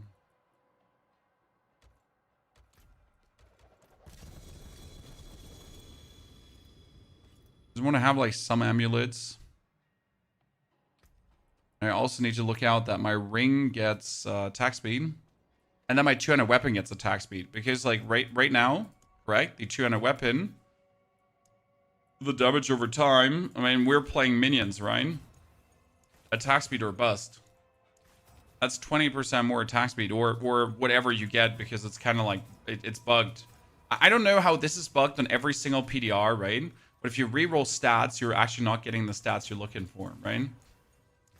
It's like you can reroll 17% and suddenly get 20%. It's actually completely random. It's not even like a little bit random. It's just completely random. My ring needs to have essence on kill and instead needs to have attack speed as well. And my amulets have attack speed. Good. So I'm sitting at 2,000 life. I'm sitting at 2,000 life, ladies and gentlemen. Isn't that fantastic? We're gonna have to play the aspect of reanimation. And my amulet has to play the aspect of... you know what? I'm not gonna play occult on that because I really don't like that. So if I play... No, reanimation goes here. Reanimation goes there. And then I can play the aspect of the damned on that one. Probably. Yeah.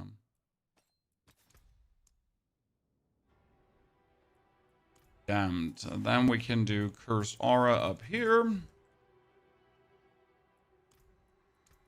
And Hardened Bones over here.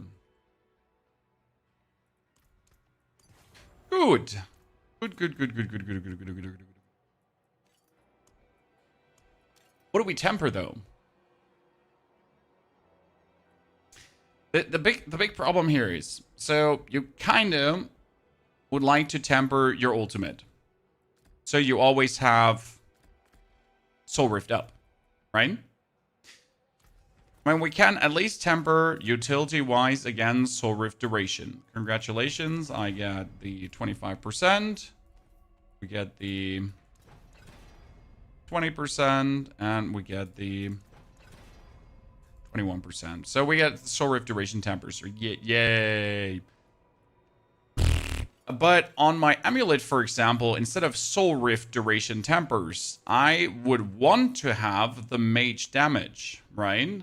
Because the mage damage is being multiplied up by my ranks to mage mastery.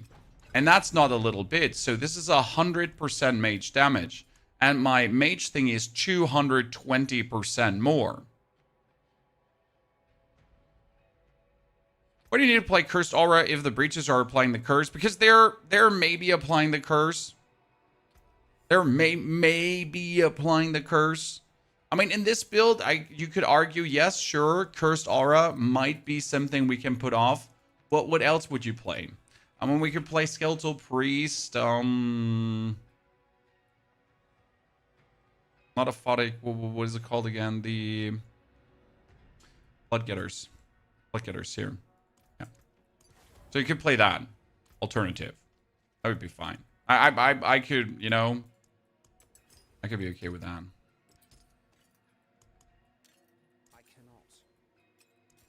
Look how my toughness just simply doesn't exist. Great. And at least we get armor here, and we get armor on the boots. So that seems to be mandatory to get the armor rolls.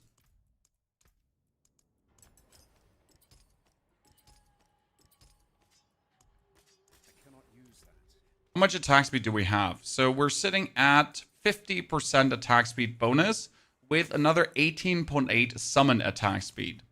If I now go for the Paragon board, I get some more out of it, right? I can get some more. So step number 1, we can get the Abyssal Glyph here because that would do non-summon damage. Abyssal is again... So Abyssal is here, non-physical damage, and we do only non-physical damage. In case you didn't know that. Then we can go into the Cult Leader because that's our biggest damage booster-roni. I wonder if they changed anything about Cult Leader. It's still the summon damage, right? Still the summon damage. This is still the attack speed, which is amazing, right? Do we have to lower the attribute requirements? Chan? What do you think? Because right now, without the percentage intelligence boost on helmet...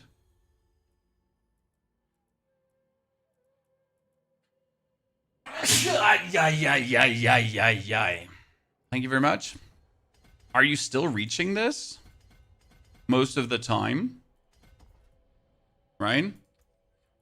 I mean, usually reaching 1,300 would actually be super duper easy. But nowadays, it feels different.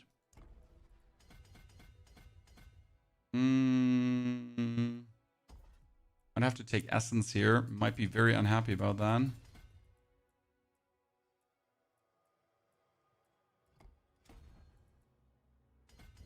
So, mages. Should take that.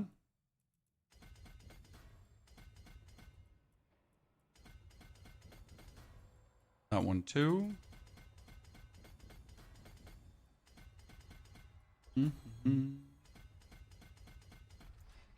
Into the Send of Death board. And interestingly enough, in the Send of Death board, ladies and gentlemanas, we will take... I usually never often consider the Mage Glyph. Because we might have to play with a maximum of everything that is available to us, right?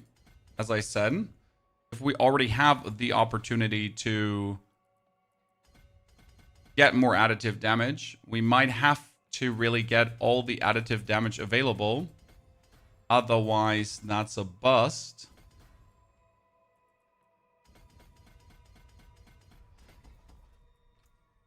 And then lastly, the frailty board. Let's change essence here for amplify. And then I can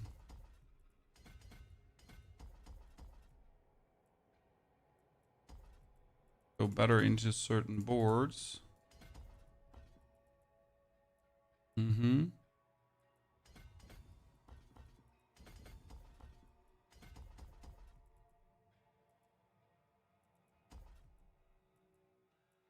Yeah, because I can get the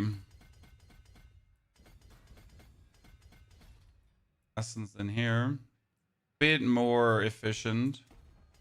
Not much, just a tiny bit.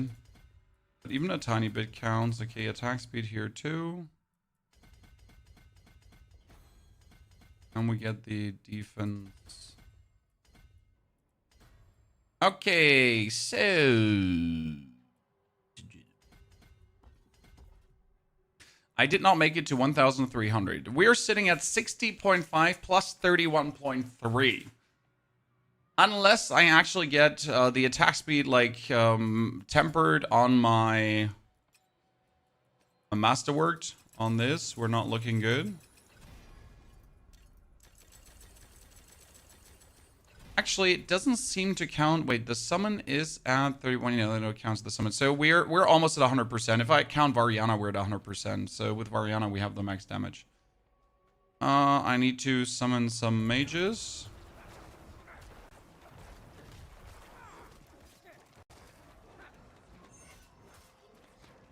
I need more training dummies, and then I can make more mages.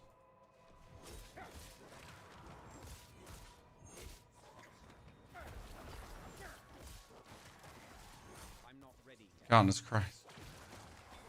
We dead bodies. Just go into a pit. Okay, so the damage is looking good already. I mean, that's high millions of damage currently. Let's see if I get into a pit.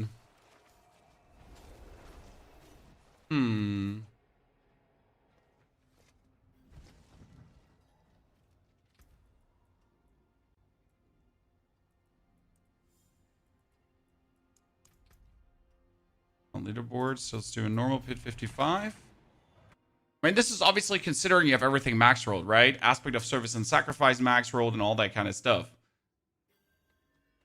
12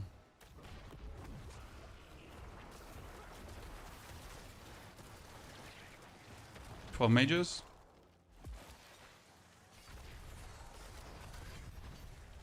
When they're cooking damage wise.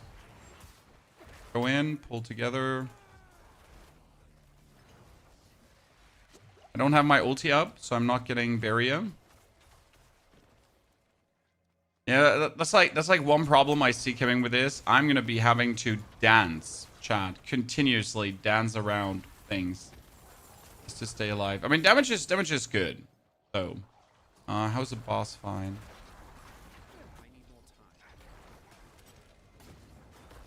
The problem with mages has always been like you kind of need to move forward right quick. There is a new golem attack button where you can tell your mages to attack in place, right? Problem is that that's not going to work against... That's not going to work with mages because you need to sacrifice your golem.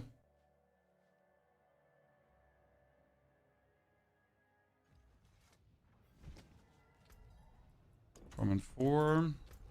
Belial.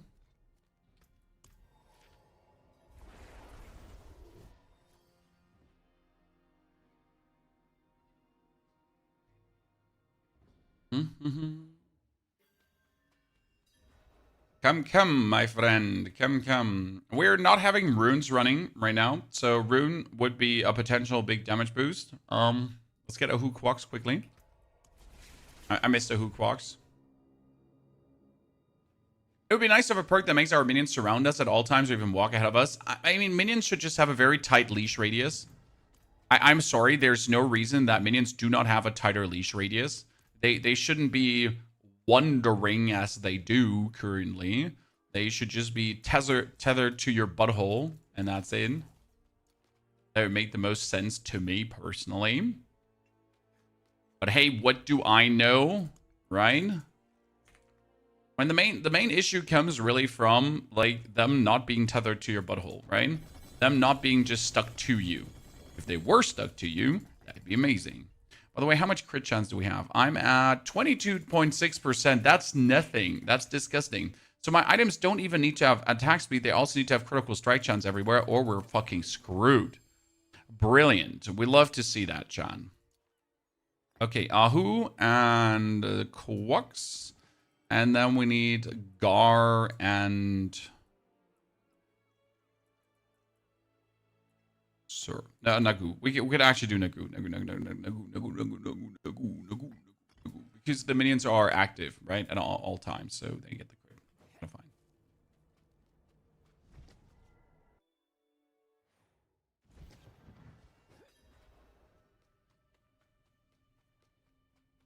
The easiest way to fix this is to give minions a core skill. Right? I am using Blight right now as my core skill, because minions don't have a core skill. However, if minions had a core skill, right?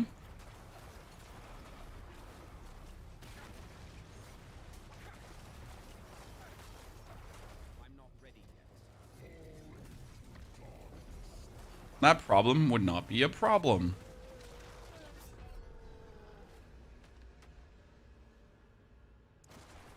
Because then I would press the core skill, my minions would always attack there. I mean, whatever the core minion skill would be, right?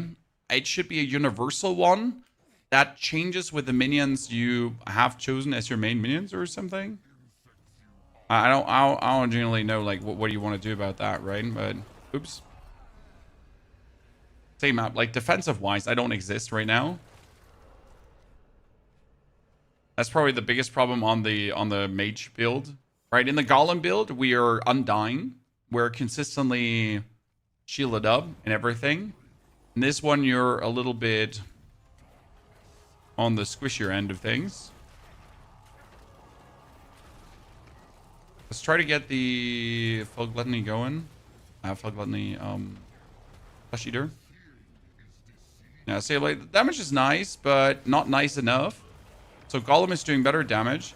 Because this here is right now the damage, so there's billions of damage, right? You've seen it. Congratulations. The problem is that this billion of damage is again with 100 glyphs, right? So we're barely able to do billions of damage here. And that's already with 12 times Masterworked, all this stuff. Like, obviously we could get some more attack speed. Obviously we could get some more crit chance.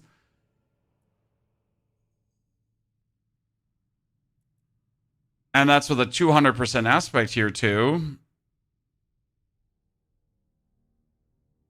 And that doesn't feel so good on mages, honestly. Right? That doesn't feel too hot. And we get the 50% here. We get this up to 90%.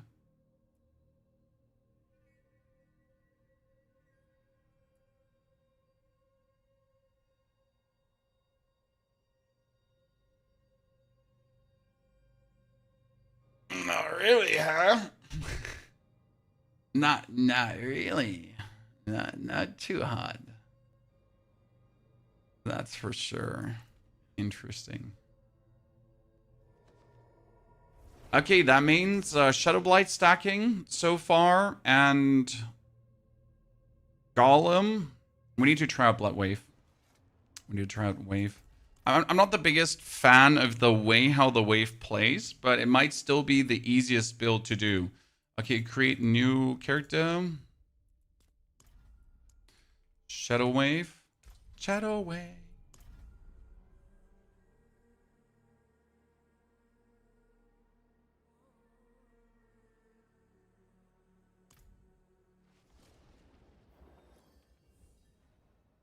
Mm-hmm. Shadow Wave. Shadow. Apply all boosts.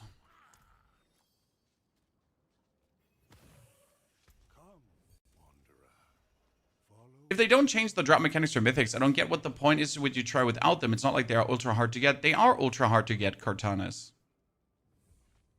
I mean, so in this current season, you're not going to farm tier 4 bosses like crazy, so you're going to farm tier 3, 2, 1 bosses like crazy. The overall drop chance will definitely be lower because you're killing less minions per second anyways. You have to go to seasonal rank 6 and 7 to get your 2 keys, as you also have to go to the seasonal leaderboard to get that. You are going to have less mythics, and that's just a fact at this point. I'm sorry. You're also having less chaos rifts, and you're not going to be blasting as hard. So mythics are going to be less. I mean, I still don't have all mythics, Cartanis. I have 6 characters in Season 10 leveled up. So you're saying mythics are easy to get. I still don't have all of them. I don't have the mythics I need for my builds too. So I think it's absolutely prudent to make no mythic builds.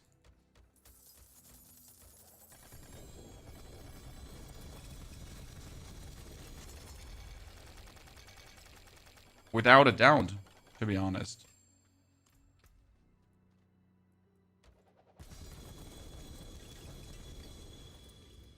A 4 GA chest armor? Which one would that be?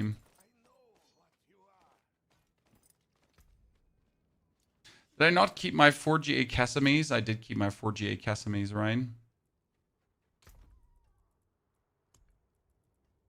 Here, my 4 GA Casamies legacy, chat. Let's go.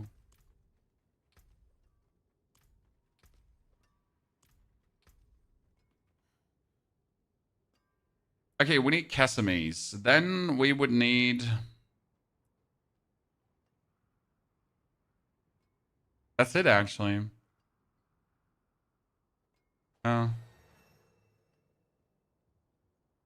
We might need Rakanoth for the cooldown reduction.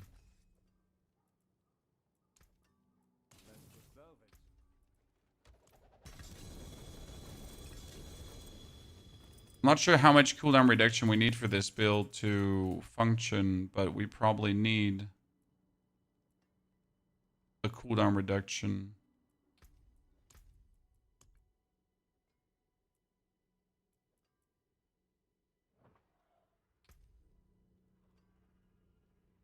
Ryan? Put some skill points in.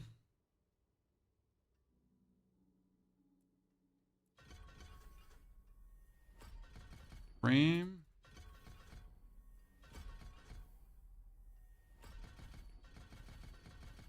It's been a while since I played Bloodwave, right? I really enjoyed the first row of Bloodwave builds, but then after that, it's been rather yawny on the Bloodwave. Not sure how that plays right now.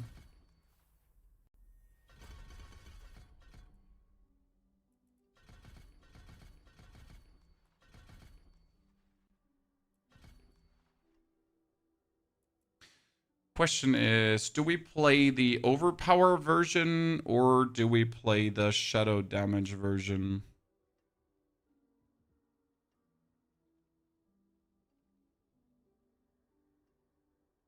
I want to try if the overpower version still works. Because I enjoyed the overpower version personally more than the damage version. So let's see about that one. You have Bloodwave deals double damage here.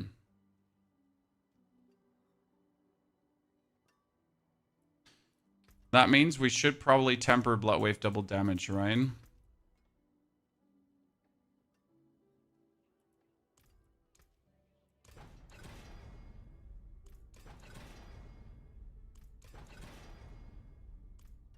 Okay, we got 55, 52%, and 45%. So, ta-da, we're sitting at 100%. Cool. Cool. We like that. I'm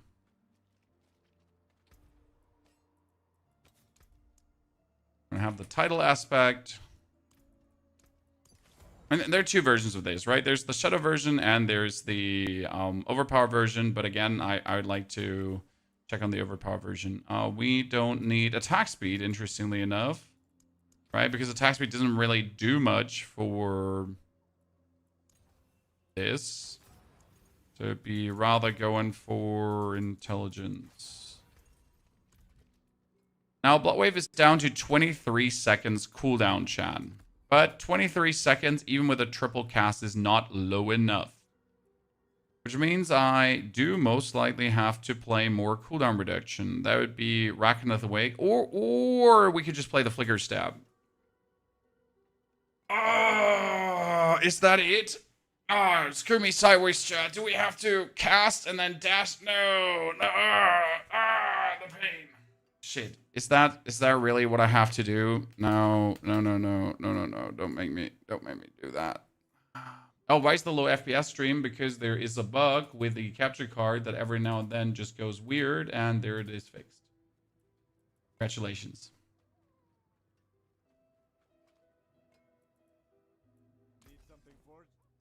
I never noticed until someone says it, though. Sorry. So we get either Rackaneth's Wake, or we get the Flicker Stab. I would prefer Rackaneth to just get the cooldown down. Do we have cooldown down timbers?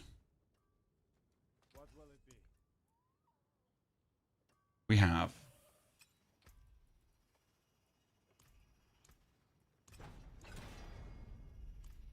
Like 9.8%, and we can't really get it lower, right?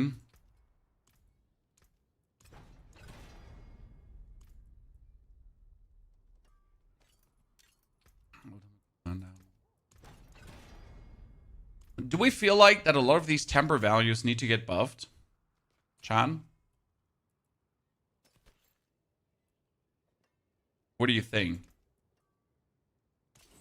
Anything breaks, the forge is hot. Well, right now I had the cooldown down to 14 seconds. Flicker's an awful mechanic. Yes, I fully, wholeheartedly agree. The problem is, I only have this low cooldown right now because of the Blood Wave cooldown reduction, right? If we didn't have this greater affix, it wouldn't even be this way. Every build just needs cooldown spam. Tons of builds require cooldown spam. That is absolutely correct, my friend. Tons of builds require it.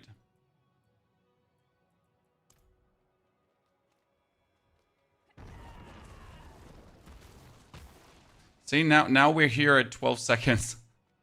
Yikes. When I need to get Cursed Aura for a second, because I am not going to do this myself. So even if I have Cursed Aura... See, the cooldown goes down, but not meaningful enough, so... we kind of have to play Fast Blood again.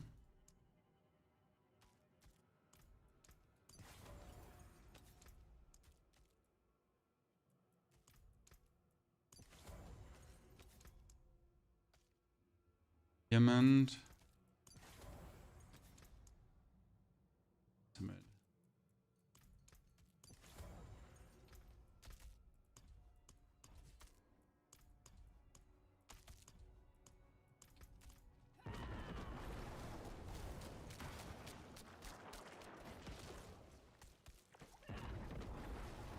Problem is like more.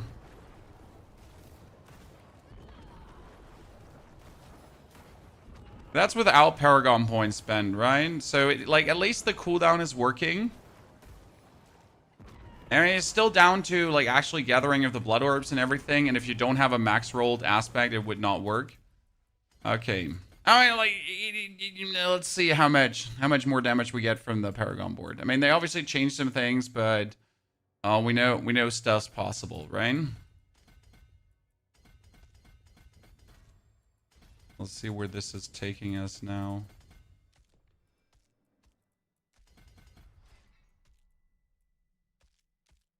Essence. And at least I can go for Blood Begets board because, well, it's better now.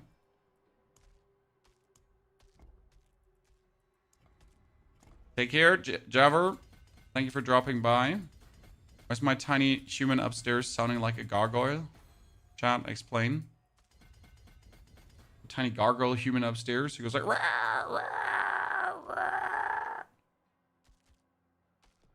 What's happening there?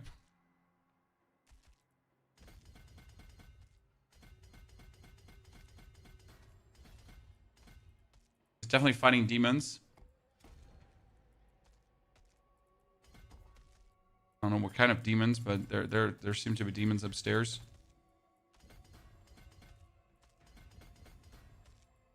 Okay. Baguettes. Baguettes, we enter from the bibbity bottom. And then we're going to get the Gravekeeper in here. Gravekeeper should be really easy to take because I could do this. Then go over. Take Gravekeeper.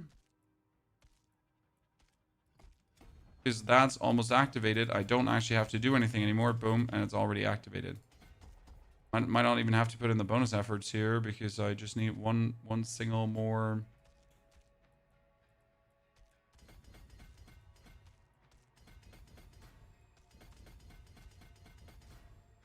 Like that.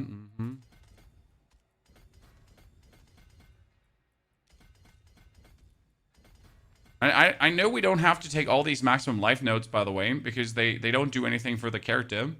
Very important, right? So these maximum life notes, they don't make me stronger. I don't actually need to take them anymore.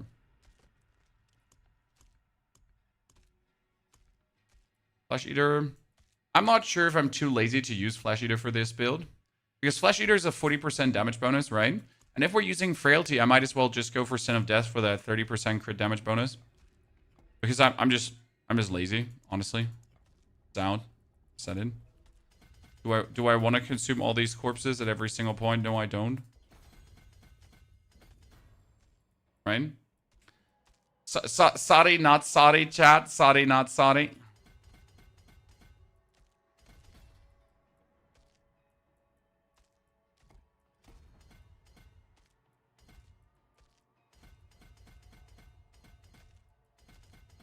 Okay, and lastly, we get Frailty for the...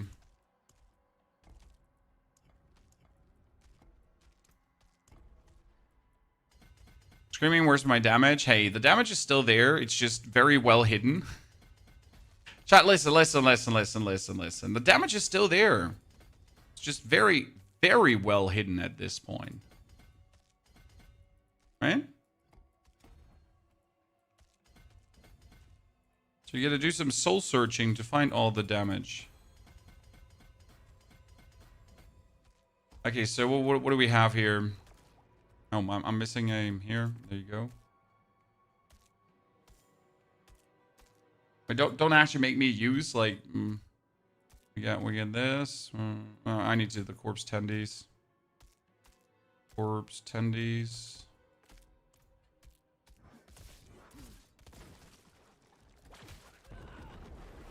So billions of damage, Chan. It was actually nice to see. The problem is that they nerfed the amount of blood orbs you're getting. So not every cast is an overpower anymore. So it used to be that every cast was an overpower. But for some reason, Blizzard, in their almighty wisdom, decided that, like, you know, removing blood orbs is smart. So at this point, you're only getting... What was it? How many blood orbs per? It was 2 blood orbs per wave. So you're only getting 6 blood orbs per wave. And after being healthy for 15 seconds, your next blood skill's overpower this time is reduced by 2 seconds each time blood orbs heal or overheal you for 400 life. What I wonder is at this point, do we need to spam more healing received? Because it says heal or overheal you for 400 life. But is this per blood orb, or what happens if a blood orb heals me for 800 life? Right?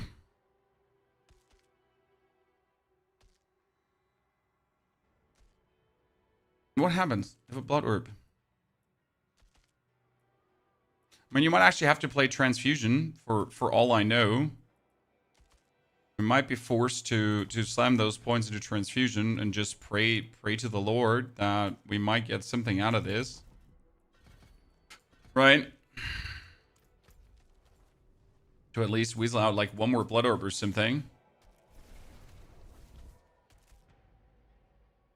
Unless, obviously, I could find a Sanctification that gives us more blood orbs. Right?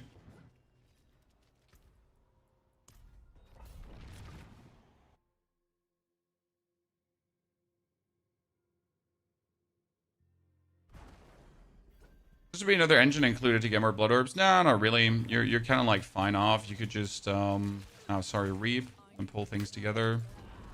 Do the wave.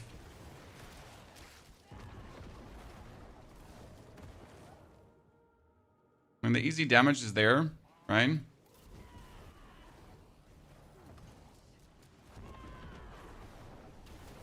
mean, even if you're only hitting for millions and not for...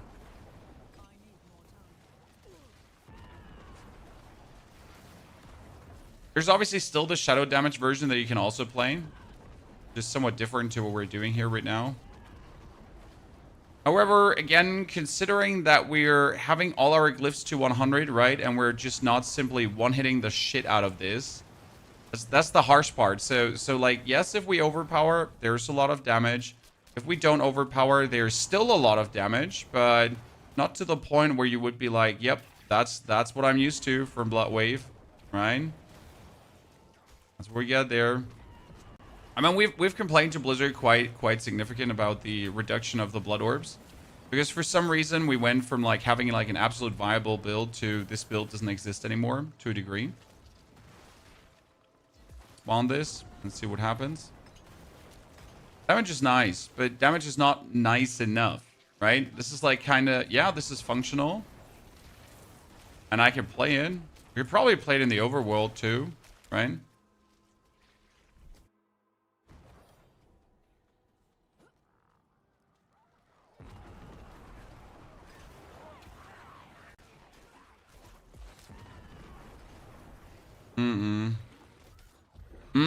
Chan.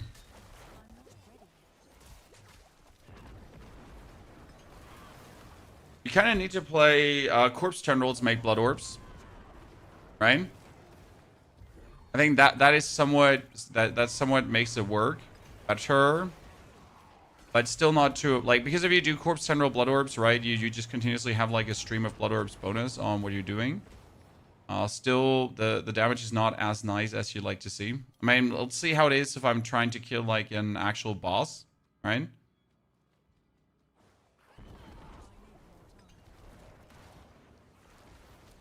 Whole point. How would it look now if I'm trying to kill a boss?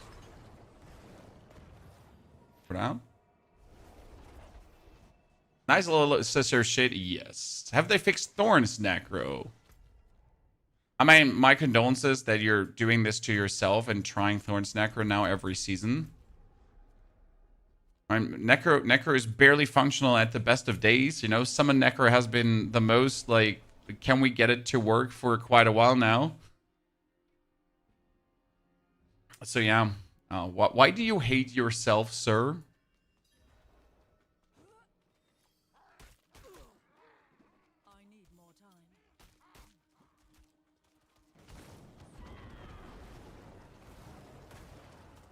We changed the tendies to blood orbs.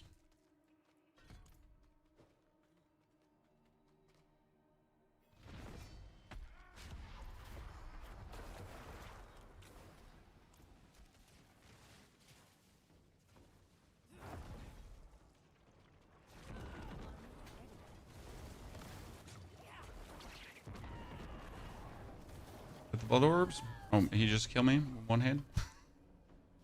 So topic, like, is my toughness enough, chat? I mean, we have 51,000 toughness, right? I mean, wait. Let's quickly... Let's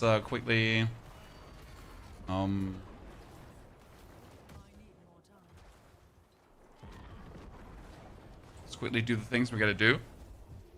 Because obviously we need to reroll some stuff. Sorry, chat.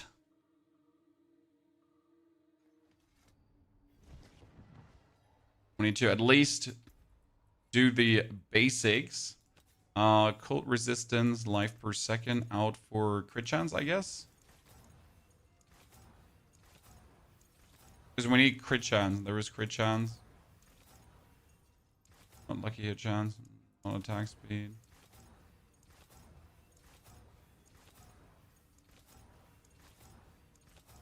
This system, by the way, doesn't change to 3 options to reroll. I'm going to start crying.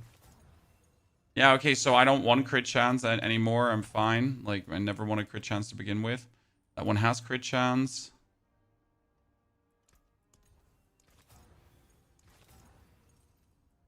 That one has crit chance. Or cooldown. I mean, probably get a roll until I get cooldown reduction, right? That's the problem. I mean, same as I'm forced with a helmet to actually play this. This has crit chance and then Bloodlands ranks. We get the damage, full damage here. I forgot we haven't even masterworked stuff. Jesus, Chan. I am so sorry. We just did the bare lip service. Oops. Let me quickly fix this. I was kind of so excited to test the viability that I forget to put all the things in, right?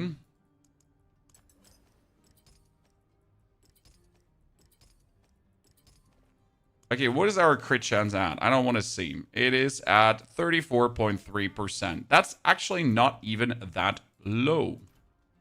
Mrak. I need equipment runes. Thank you, sir. You know what we still need? A rune stash. And I think we all can agree on this, right? That a rune stash would be great. So we're going to play Buck and Gar. Buck is traveling. Gar is crit.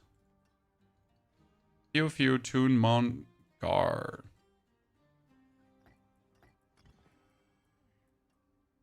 And we could play Who and you know what? No.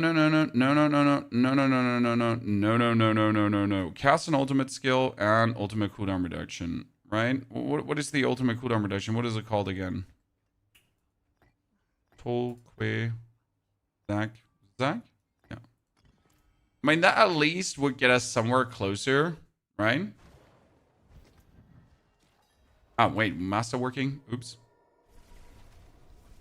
The World Boss, loot-wise, you can get insane loot from the World Boss with the right things. However, like all the kind of loot interactions are probably going to get adapted still, right? So I don't think that any of the loot interactions we have right now is going to necessarily stay this way, because with the actual boosts from your divine gifts, you can get quite some stuff out of the world bosses. It's actually crazy.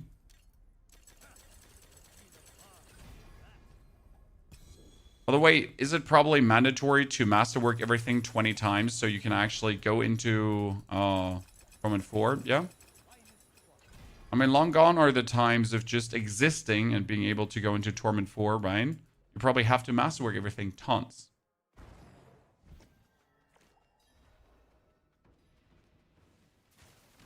It's the endgame in Season 11. You are going to do the tower.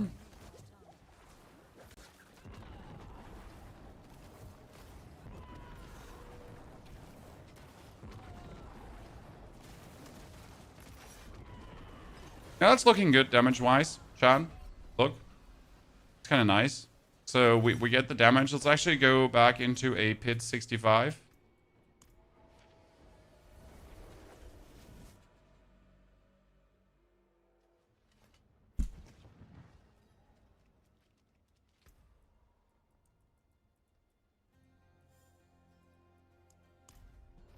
You just saw the greatest AI-generated commercial on your stream, brothers. Tell us more, Mr. Finnan. Tell us more. I mean, the AI commercials you sometimes you currently see on YouTube are definitely something cursed, I will say.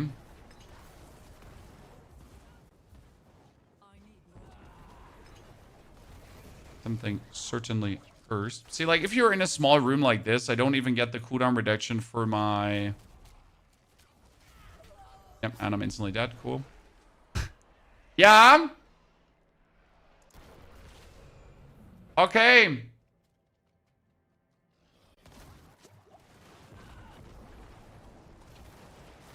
You know, if the room is too small, not enough. That was a 5 billion hit at least. Yay.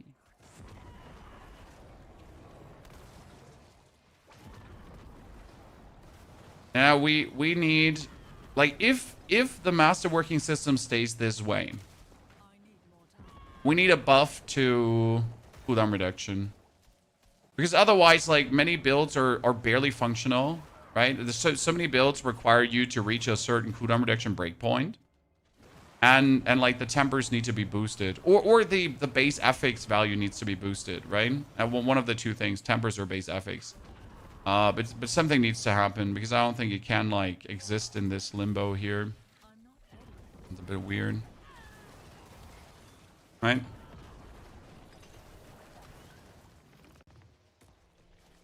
Yeah, buffing the values of temper will help a lot. And we're talking about wholesale buffing. Might it now be cooldown or actually damages? Because right now, like, if you temper or not, it really doesn't matter. Unless you go for utility temper, right? So the damage tempers are not doing enough to be worth it. And that's why you're mostly going for utility tempers. However, if you actually would buff the damage of the tempers, then people that require utility tempers are screwed. So what do you do then? I mean, in the current reality that we have going on right now, either minion life needs to go down or damage needs to go up. Like one of the two things, right? There's no question.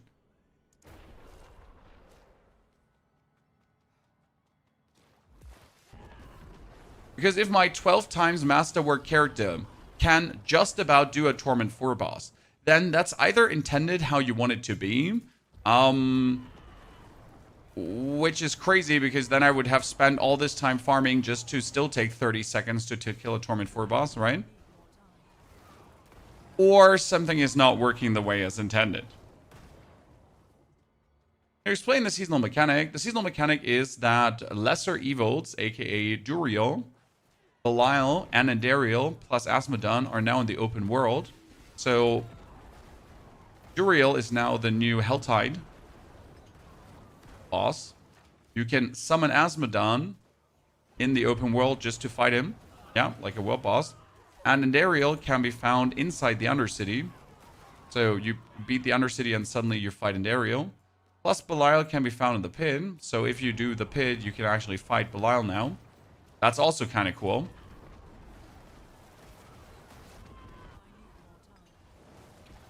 However, or on top, you get your divine gifts that give you more loot. They don't give you more player power. They only give you more loot. Okay?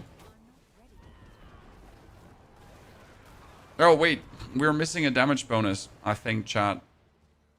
We're missing a multiplier right now that I need to deal with. I forget something for our Blood Wave. That would give us even more damage, but it would still not be enough. So Blood Wave actually gets the damage bonus here up to 200%. Actually, we're seeing 175, which is good. From your damage while fortified bonuses. So we need to put a few more points in there to actually get that, like, last 25%.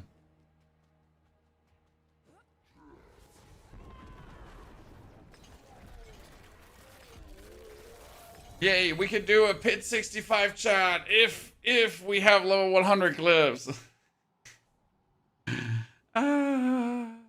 Beautiful.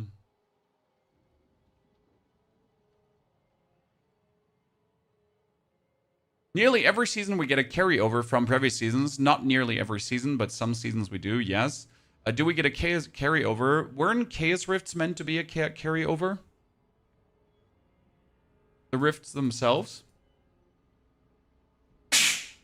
Bartik is definitely a carryover. So Mr. Bartik is staying in the Infernal Hordes, Chad. That is staying. I'm not sure if the Chaos Rifts themselves stay. I can't remember if that was in the...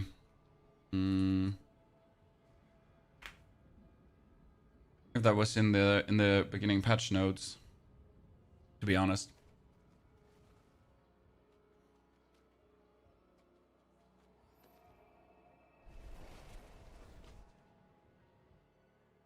You need to add more fun builds that feel bad to play with bad gear. You had that in Season 10. What's the special loot Bartik gives now? Sanctification stones.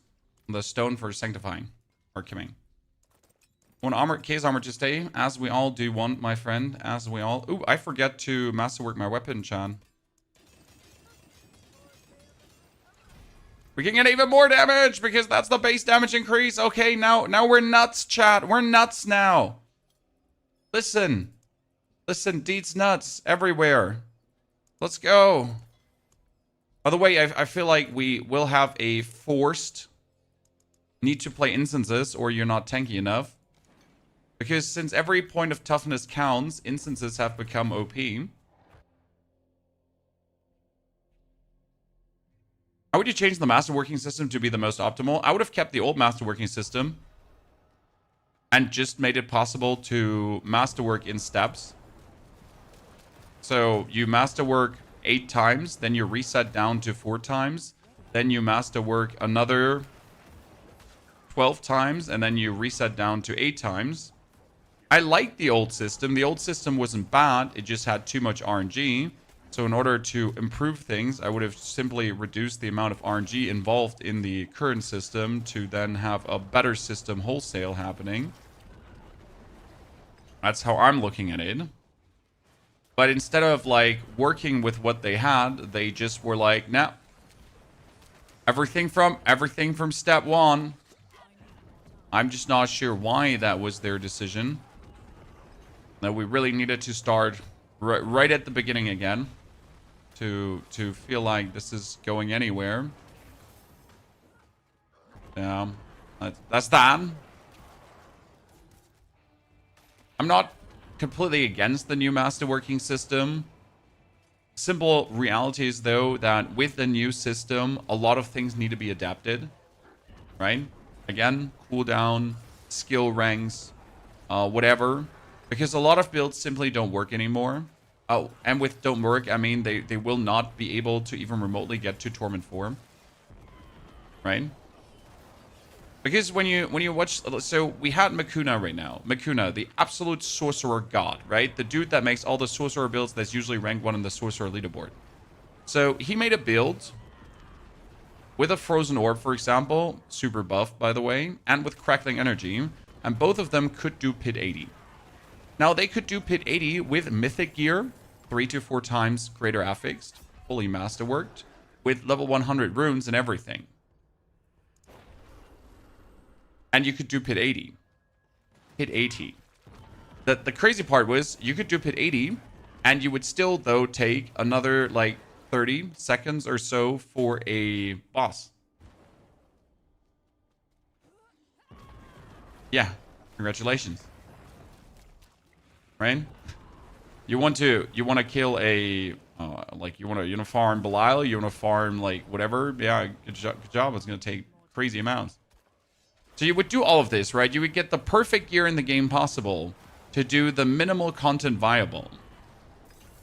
And if with a perfect gear possible, you can do the minimal content viable, yeah, that... I mean, yay, I can kill a Torment 4 boss. Just about. With some of the best gear in the game. Yeah.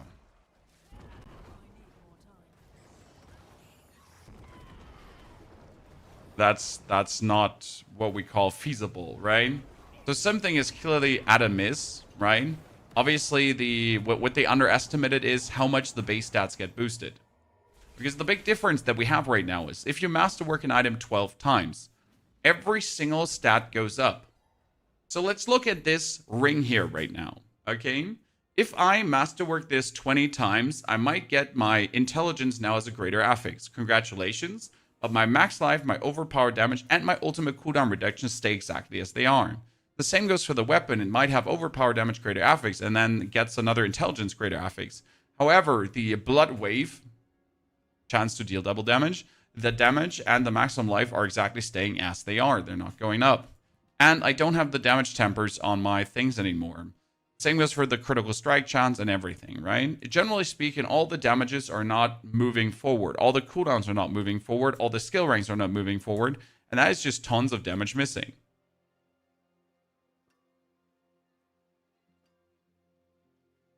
Why is Blizzard so scared of adding tier 5? Because tier 5 is useless. I really don't know how you would think that tier 5 would do anything for the game, personally. Tier 5 would just be another tier 4 where you just have to get more resistances and more armor again, and where you just need more damage. So it's the same, just with another number. Ta-da.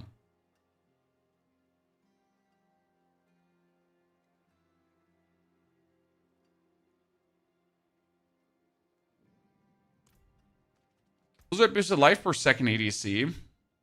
If you have Fortify, you don't need life per second. And I'll be honest, if I have to put life on hit on my gear and life per second instead of a damaging stat, that does not seem like good game design. Also, Rexat playing on hard in Season 11 got him killed a few times. Well, because Rax is bad, Alex. I mean, the man hasn't played Diablo 4 in forever. Like, don't get me wrong.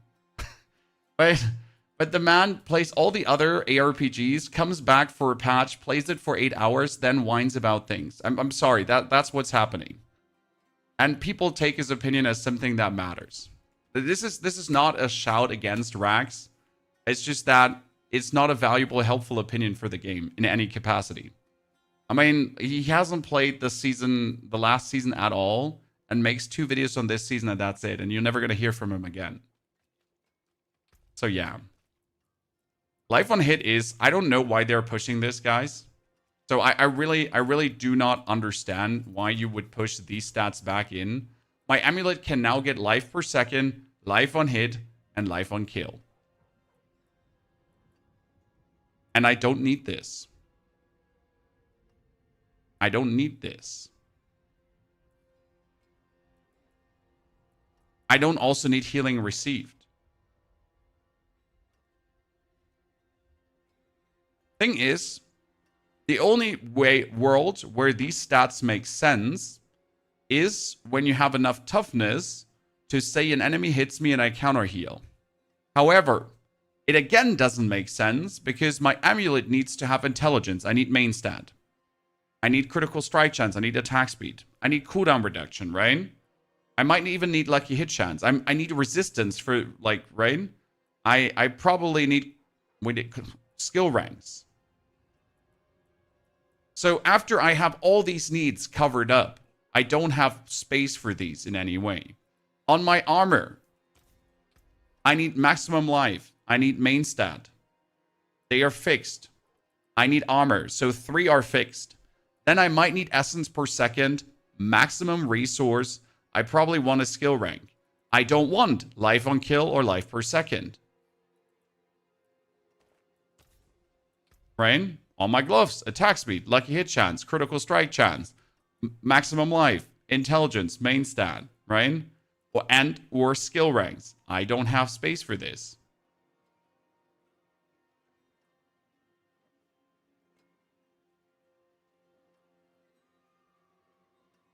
You're spending a lot of time on the PTR basically testing and playing everything. You already had everything. Why playing at launch? Good question, Mizata, for the journey. Why do I play the game at launch? Because the journey is what matters. The fun in Diablo for me is going from rank 1 to rank 7, going from Torment 1 to Torment 4, from 1 to 60, and progressing your character. The feeling of progress. That's the beauty. I mean, why else play an ARPG? I don't play an ARPG to be max level and have everything. That's boring. ARPGs are all about the journey. At least for me. That's why I keep making new characters in Path of Exile 2 instead of playing my endgame characters. 1 to 85 done. 1 to 85 done. 1 to 85 done. Journey. Journey over hogging the endgame like a crack addict trying to get the last percentage of damage bonus.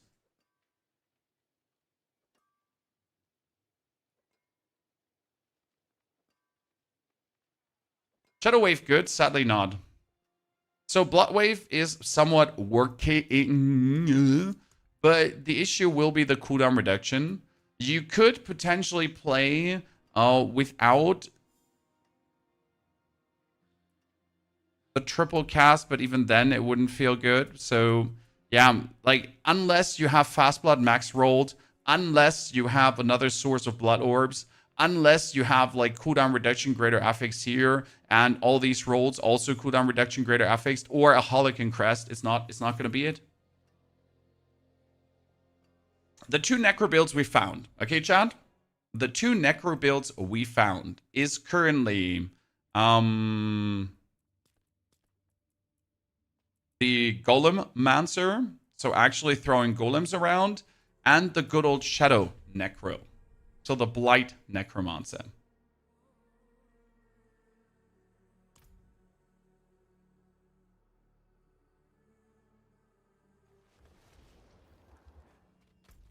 So it feels, this one feels really fun and good to play,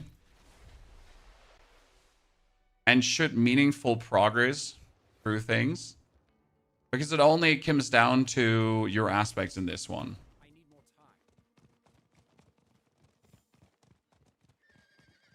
What should they change after the PTR? Well, we need a lot of buffs to affixes.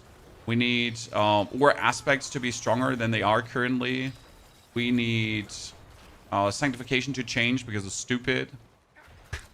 Sorry, like that's the best way to say Sanctification is stupid. The way it is right now, it doesn't add anything to the game. It makes it worse, potentially. So yeah, that's that.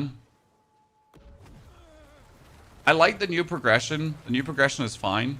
It's not bad. Capstone Dungeons should be shorter. They're overly long and tedious, to a point where you never want to do them level appropriate, right?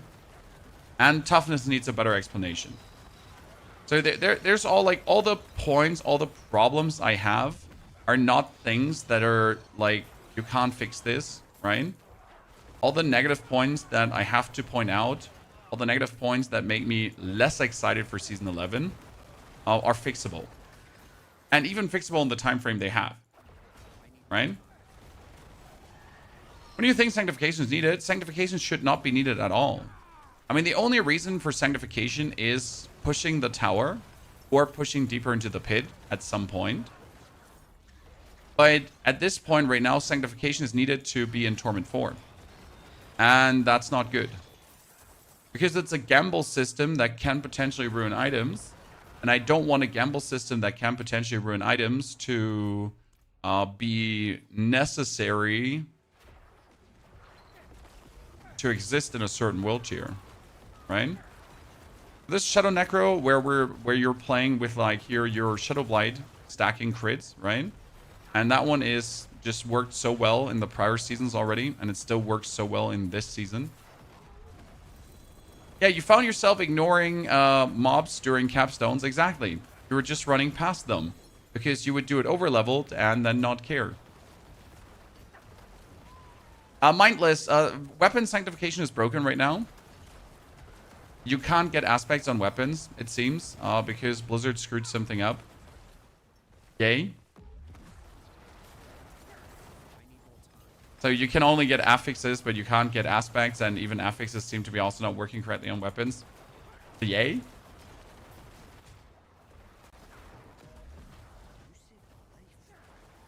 This Necro is working. The Golem Necro is working. So we have two Necro builds to look forward to.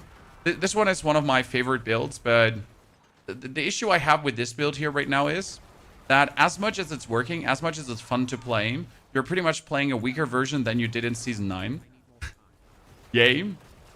So chat, listen, right? The Golem Necro is at least something exciting and new, while this build is old, but fun, but weaker. And that just never feels good, right? When you know, hey, I used to play a stronger version of this build. Yeah, that version doesn't exist anymore. Get fucked, nerd.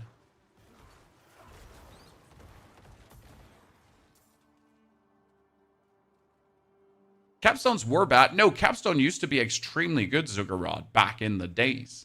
With the level 100 progression, I loved the Capstones. They were my favorite part of the journey. Like doing them in underleveled and then being able to beat them. Ah, the beauty of it.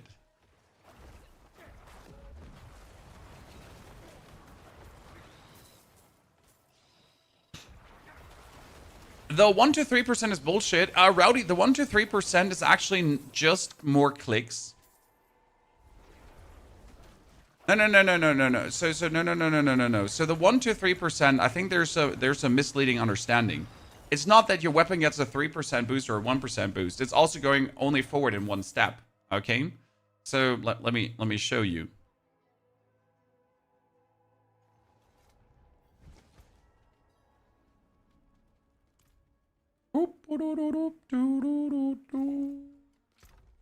Let's take any weapon. Grave Bloom, congratulations. We're going to bring it to the Masterworking. So you can Masterwork something up to 20 times, okay? If I now press the button, I might get 1 quality or 3 quality. So it says base stat increased 3%, but I also got 3 quality. Now I got 2 quality. Okay? Now I got 1 quality. See? You're not getting less. You're just getting more clicks. Does that make sense? I need to total click either 20 times or 5 times or 8 times. So the RNG in this, which is stupid, yes, I agree, is just how much materials does it take. Right? So it's 1 Forgotten Souls, 50 Opticide, and 2 Baleful Fragments. Which means I'm either going to take, 8 times 50 or 6 times 50 or 10 times 50. That's it. It's just a resource burn. It's okay, like, it's absolutely, it makes sense. If you just look at the base stat increase up here, and if you're not looking at your quality while you're spamming, right, you're going to ask yourself, what is this shit? Right? What is that shit? That's where you're going to ask yourself. And it's a good question. It's a reasonable, good question. Because it seems weird.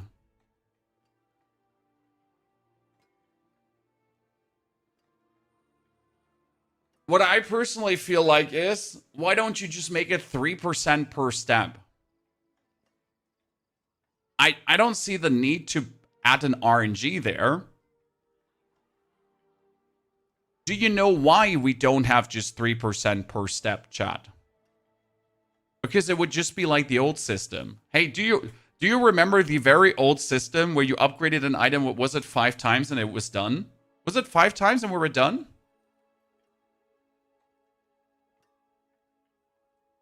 And if they now made it 3, 3, 3, 3, and 3%, it would just be like the old system.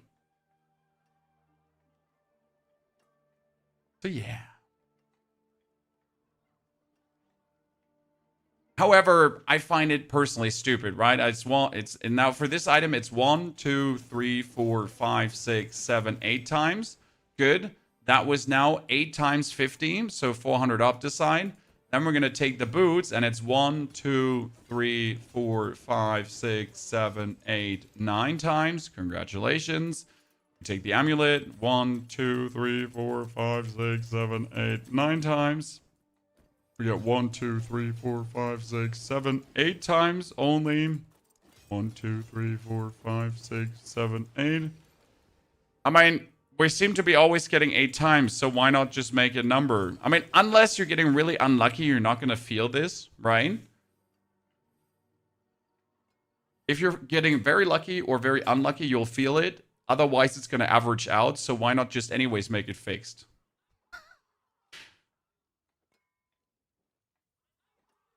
Right? I mean, worst case scenario, you would have to click 20 times. Because then you get 1%. Like it's 1, 1, 1, 1, 1, 1, 1. I mean, imagine that if you get that unlucky. Wow, 20 times. Jesus fucking Christ.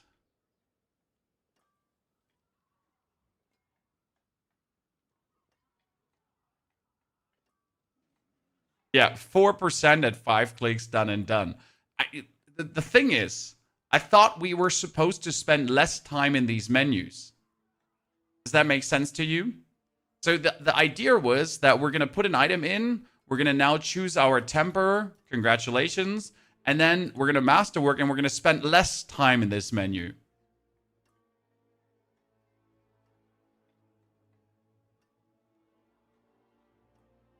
Technically. What about Blood Spear, Bloodlance Din? The problem with Bloodlands is that Bloodlands needs core skill ranks, okay? So for Bloodlands, you need Bloodlands on your gloves, you need the chest piece with Bloodlands, you need Ring of Starless Skies, and you need the Air of Perdition. So unless you have the Air of Perdition or Ring of Starless Skies, Bloodlands is useless. Same goes for Blood Surge. Unless you have Air of Perdition and Ring of Starless Skies, useless. Most of these builds require these two items or it's over. And that is actually for every single class that plays a core skill build. Right? This means in order to basically exist, in order to basically enjoy your build, you need already 2 mythics. Whee! That's terrible.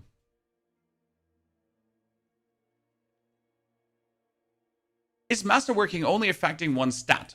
Masterworking is buffing up the base stat of your weapon. If it is a ring, it's going to be resistance. If it is a weapon, it's going to be damage. And if it is an armor piece, it's going to be armor. Okay, so that base stat is going up. And then with the final masterwork, one of the 3 affixes is going to become a greater affix. The others are not changing at all. So these 20 ranks only increase the base stat. I am only getting more armor, more resistance, more damage. That's it. I'm not getting anything else. Okay? An amulet just got more resistance, all resistance, more armor. And then with the 20th time, I get a minimal boost. So now my hemorrhage ranks went from 2 to 4. While my max life and my cold resistance are staying exactly the same value. And the greater affixed is also staying this. Right? Which is actually the sad part, because think about it. So before, you used to be having a greater affix critical strike damage. And if you then 20 times masterwork, that greater affix used to go crazy. 12 times masterwork. So now it's staying that value. What happens with a full GA item? Nothing. So if you take a full GA item,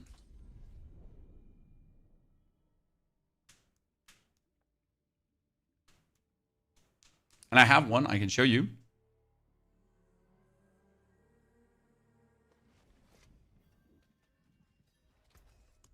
So this is a 4 GA item.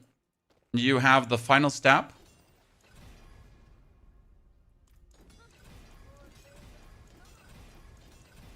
Nothing happens. You can't do it. But what you can do is, you can now go to the Convent of Angels.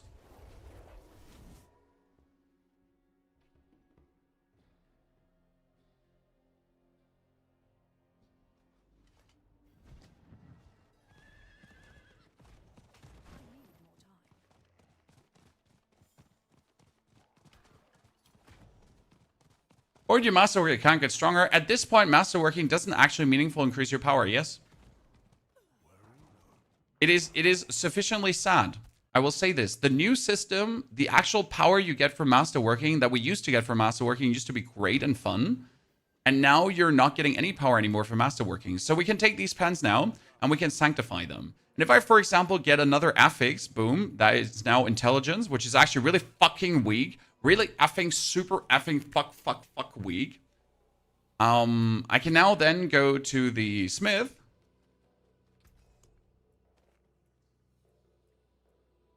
And I cannot masterwork it anymore. Yep, that's true, because I forget that you can't change it anymore. So yeah, you can't do it.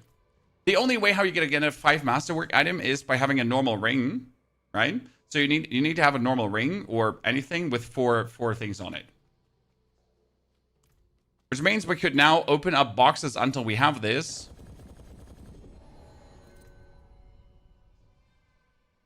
And then you could, I mean, that's not a normal one, right? You could open up boxes until you have this, and then you could temper it, and then you can get a 5. That's the only way, pretty much. By the way, Sanctification failed. Item is indestructible. See, useless. Ta-da. Did they remove primary stat on amulet? They did, Carlos. You cannot get primary stat percentage on amulet anymore. You can only get a fixed value now.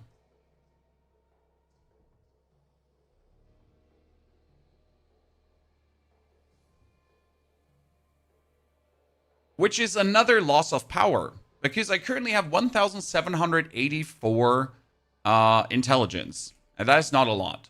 But still, if I had 1,650 and you could get like what times 1.35%, so we would be able to get like another 600 intelligence if we had an amulet that we then masterwork the percentage up.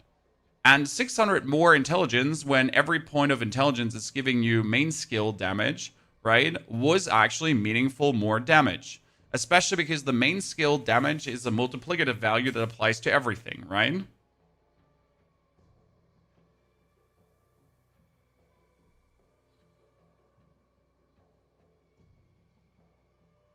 So yeah, that's and the problem here is, right, that missing on the main stand is actually really harsh for later to get the proper skills. So this skill here needs 2,710 intelligence. I will never hit this again, most likely, right?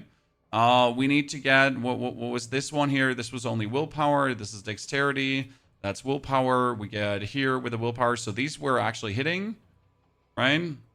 That one was mostly willpower. I think we had an intelligence one over here that we were unable to hit. I know on the minion build, we had an intelligence one where, see, this is 1,100 intelligence. We're still able to hit that, right? But if we put it later, also not.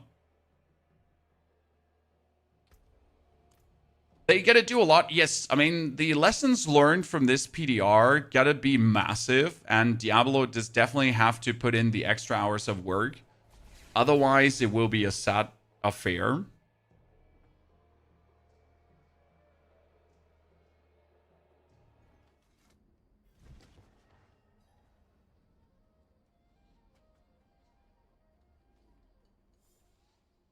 I don't doubt that they'll get this under control. Interesting things on the horizon, though, chat. So, people were asking for other builds, by the way. So, how are the other classes doing? I checked out some of my fellow creators. Okay. Because, obviously, they know better. Why not ask the expert? So, we have Mr. McCooner here, by the way, with the Sork. This is Pit 80. And if you're looking for Pit 80 here right now, this is a perfect character. Perfect gear character, right? And we're sitting at Pit 80 done in how long? 2 minutes. That's good, because that means you can at least go for Pit 90. 95 probably, right? But the thing is, in order to do a Pit 80 like this, that was a 4 GA... Sorry, that's Ralf Schumacher, guys. He wants to sell you a car. So that was a 4 GA or Air of Perdition, a 3 GA Asadora's Overflowing cameo, right? So we're sitting here at, like, gear quality. That's insane. And obviously every single aspect maxed, right? To then be able to basically do this. Right, it's Pit 80 in 2 minutes, Asian. Right? Pit 80 in 2 minutes. So that means Pit 65 is possible with less amazing gear. But don't underestimate how much damage boost the mythics actually are, right? But there'd be that. So we had Immortalize, and Immortalize was doing Rake Spiritborn. And we're talking here about good gear too. Remember Rake Spiritborn currently doing Pit 142, Chad? Right? Well, it's doing a Pit 65. Maybe.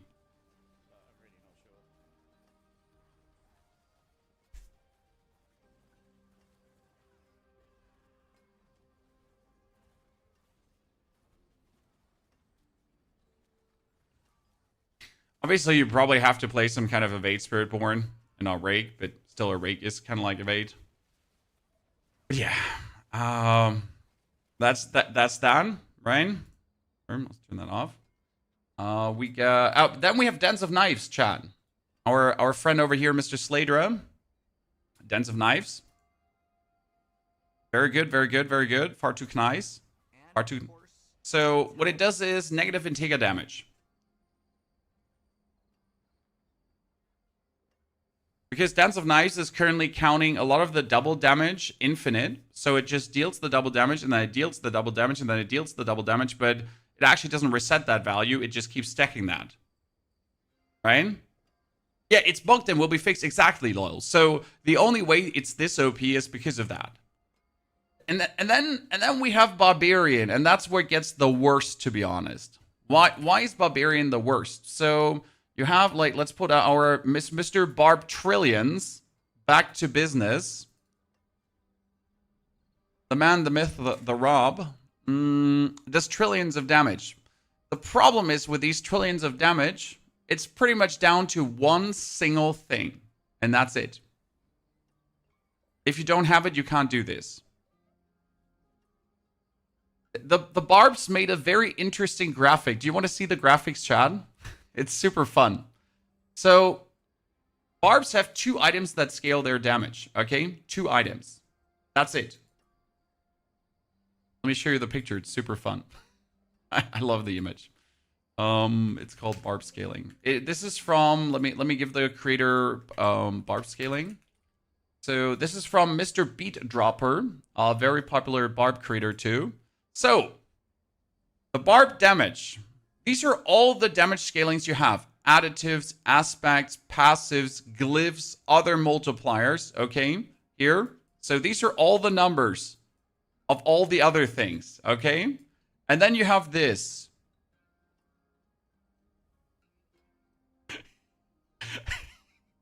This is like the 2,500 more damage and the like 1,000. And so these 2 things are Melted Heart of Selig plus Ramaladin's Magnum Opus. And it's Melted Heart of Selig plus the Hammer of Ancients Fury scaling, right? And that's the only scaling you have. And that's how Barbarian then ends up actually doing trillions of damage, right?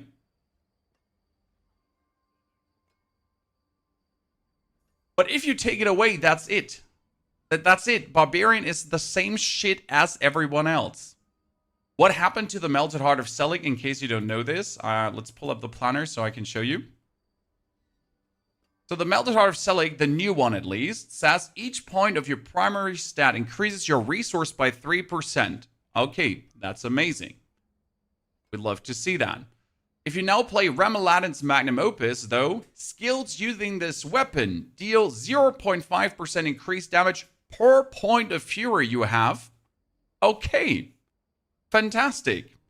So let's assume you get your fury up to 5,000 fury.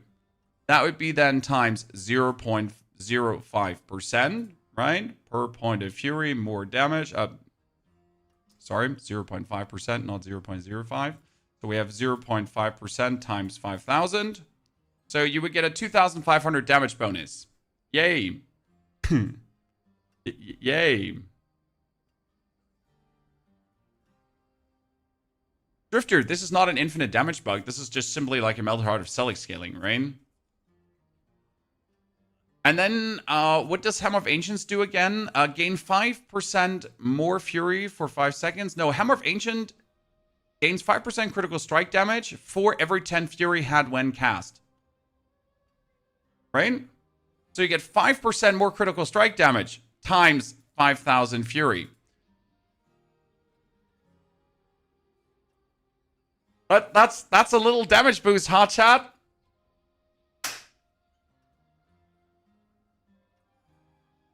The Pulverized Druid is going with normal gear in tier 4 and 80 pit in 2 minutes. No, Pulverized Druid is actually not doing that anymore because they nerfed Grizzly Rage, sadly. So Pulverized Druid is still strong. That's not wrong. But Pulverized Druid has a problem, and that is that the damage is... How do I put this now? The damage is there, and then it's not there. So we're back to damage on Tuesdays to a degree.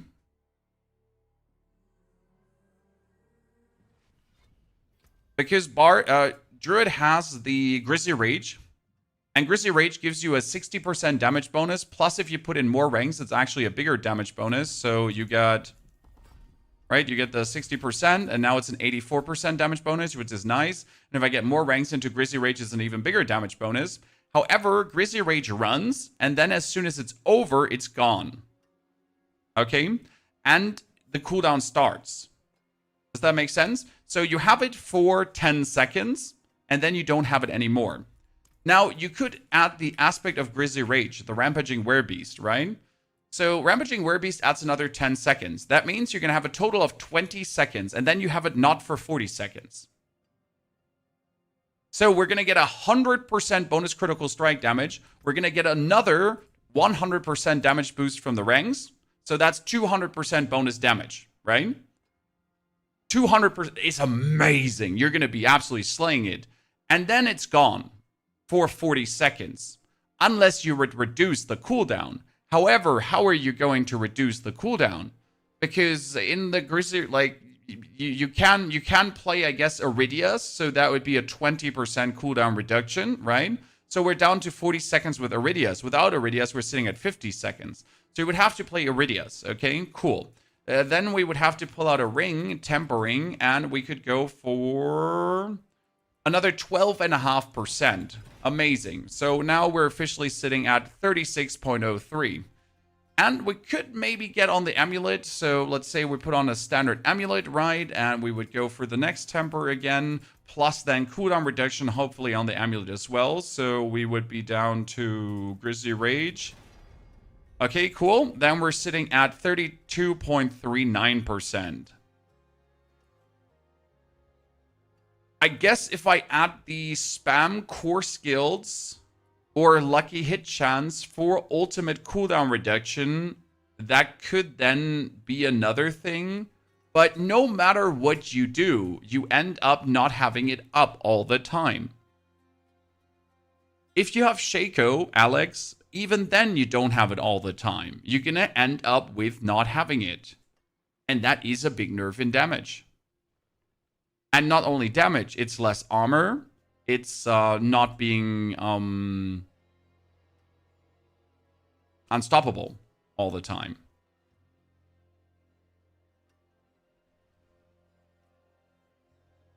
Mortis, Flicker Step. Flicker Step is not an option, so you're correct. That means you would have to dash through things. However, in the pulverized builds from Season 9, I'm not sure if you would actually have the spot to play Flicker Step. Because here comes the problem. If you... Let me pull out a Season 9 Druid. So I have that. Season 9 Druid build. With pulverize.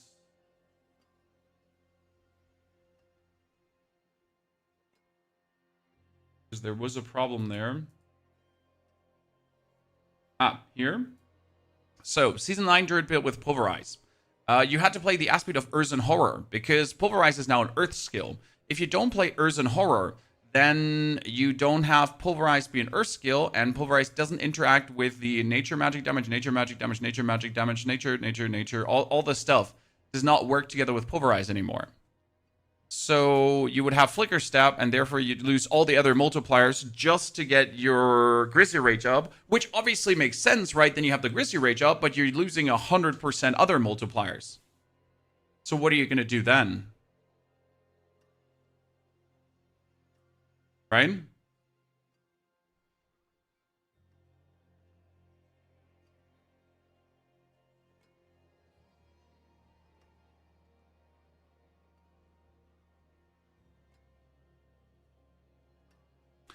Ravens is pretty much unplayable. We actually tried out Ravens without the aspect, and it works. It just doesn't work good. Most of the builds are subpar. We're just down to a few functioning builds per class. Right? Can Sanctification add cooldown affixes? I haven't personally seen it, but Sanctification can add skill ranks, damage multipliers, base stats, cooldown reductions. I assume it can also add cooldown affixes, but that's not an option, right? The thing is, like, if I need Sanctification to make a build work, then I might as well just shoot myself in the face, right? Because it doesn't make sense to play the game anymore.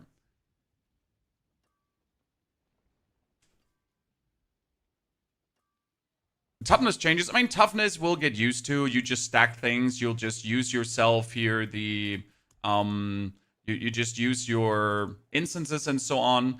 And you won't get into Torment 4 before you're at 200 Paragon points. Because you'll need 200 Paragon points to meaningful get all the total armor stuff and whatsoever, right? That's the thing. I mean, once you have enough Paragon points, you can obviously take all the armor, resistance, shebang bangs, and then your toughness goes up, and that's it.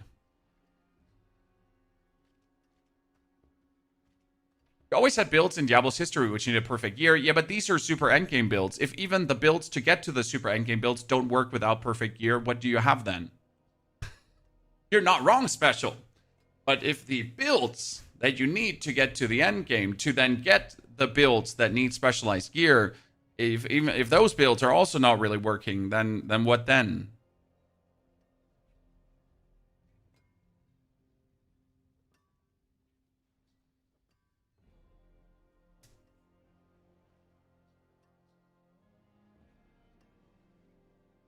How will the changes make the game feel, Deepat? Harsher. I mean, we did the leveling from 1 to 60 into Torment 1, Torment 2. It's just everything, like the progression in the end will be slower because you need to farm longer to get more gear to then be able to survive better in certain scenarios. However, if you still take a strong build, you will still have a good progression feeling. I mean, minions did feel strong. Minions did feel fun. And they were a good progression feeling. The trick will be finding builds that only rely on legendary nodes for damage and on aspects for damage, because if you get that, you're good, right? For example, minions right now, if they get the Cult Leader Paragon node, you're instantly at 200% damage boost, right? And that's crazy because Cult Leader is an insane damage boost. So with minions, you can easily get here, like you just get yourself the key passive, 40% more damage. You get yourself the Cult Leader. I don't have Cult Leader, but Cult Leader is 200% more damage, and then that's great. You're already insanely strong. If you then add aspects to it, you're going only stronger. And if you get like some of the basic uniques, fantastic. But then if you're playing a core skill build, right, you need just way more to get there.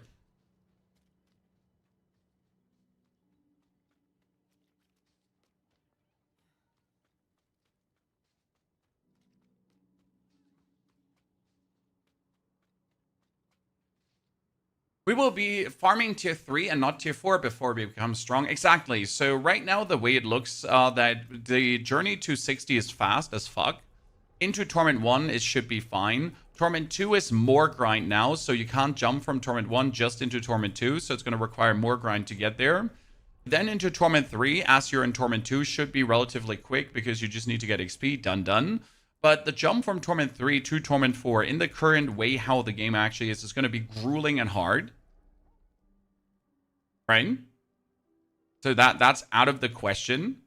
At least how it stands, okay? How it stands without any changes. That the final leap is going to be harsh and you're just not going to feel great in Torment 4. So average Torment 4, just doing like the Inferno Hordes, doing Hell Tides, yes. But like you're not going to feel supreme versus the layer bosses. You're not going to feel supreme like pushing the pit ultra deep and that kind of stuff. That's right now what the feeling will be of these things. I'm not sure if that's bad or good or ugly. We'll have to see. Yeah, Torment 4 takes at least 250 Paragon points. The thing about the Paragon points is that they changed the boards. So every board now has maximum life and total resistance plus total armor thingies. And you need them, right? You need these nodes. They're not optional anymore. In the old boards, you would be able to skip this. This here, for example, used to be shadow resistance. I don't need shadow resistance. But now it is total resistance, maximum life, and total resistance.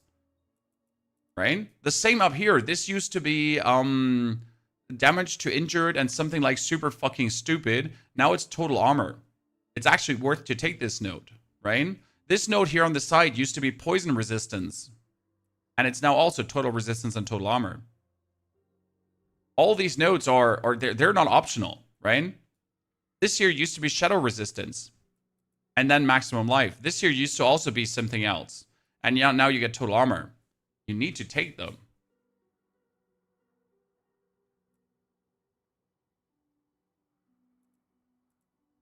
Correct?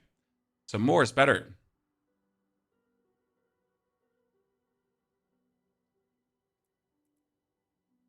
I mean, so far, we haven't gotten any feedback from Blizzard, so they're just gathering our feedback, but they sadly haven't told us anything.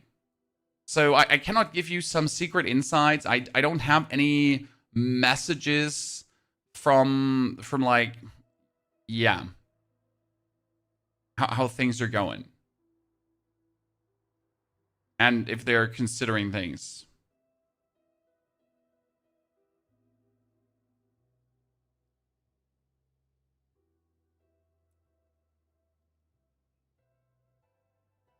Will be a huge wake-up call for the average player, but it could be good.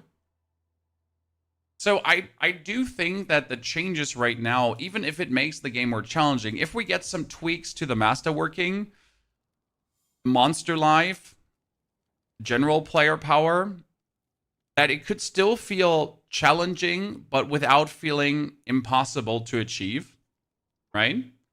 So right now, as it stands, it wouldn't be too much fun unless you're a real enthusiast, right? So the changes right now are still good, but you need to be an enthusiast. You need to really enjoy Diablo and all the systems in Diablo.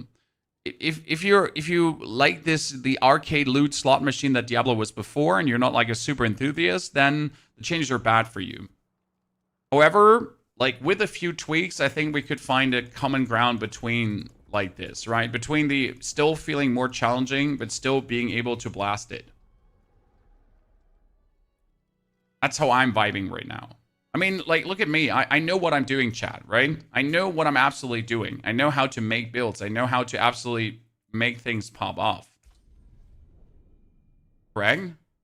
And I have, like, my cool, fancy golem Necro here, who's obviously meant to be the #1 build that's going to be played Necromancer-wise. At least next to the Shadow build. And even for me, who knows what he's doing, right? And having maxed out things. I mean, I'm sitting here at a pit 70 with my golems. And this is fully masterworked and fully sanctified gear. Obviously, I didn't get a single ass bag. And we're doing good damage. I mean, we're doing billions of damage, right? And I can hurt these guys. And I can definitely do a 70. But it's definitely not for the level of gear I have. It's definitely not feeling the part.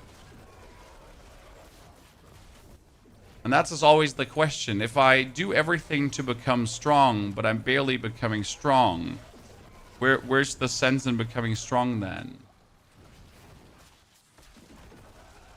If it's anyways not making me stronger. By the way, golems just feel fantastic. I love them. That is alone a reason for me to, by the way, play this season, that I get golems to spam at enemies. Because it's absolutely beautiful. And yes, that new poison damage definitely needs a looking at, because it's kind of crazy. I like that cooldown reduction on the golems. It's beautiful, chat. Beautiful. We could do like a pit 70. Probably do a pit 80. Now pit 80 could be getting rough at this point, but we can do a pit 80 at 70 already.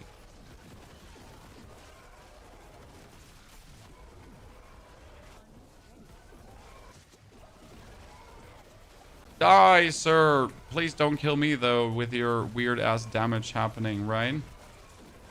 There's so many effects now on the screen that are not my effects that make it, like, kind of hard to see what's going on at times.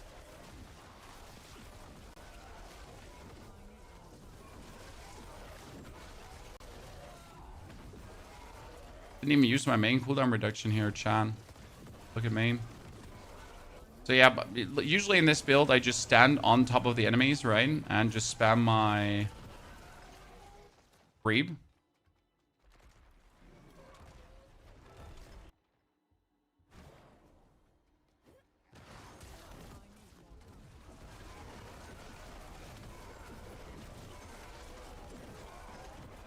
Being able to spam golem.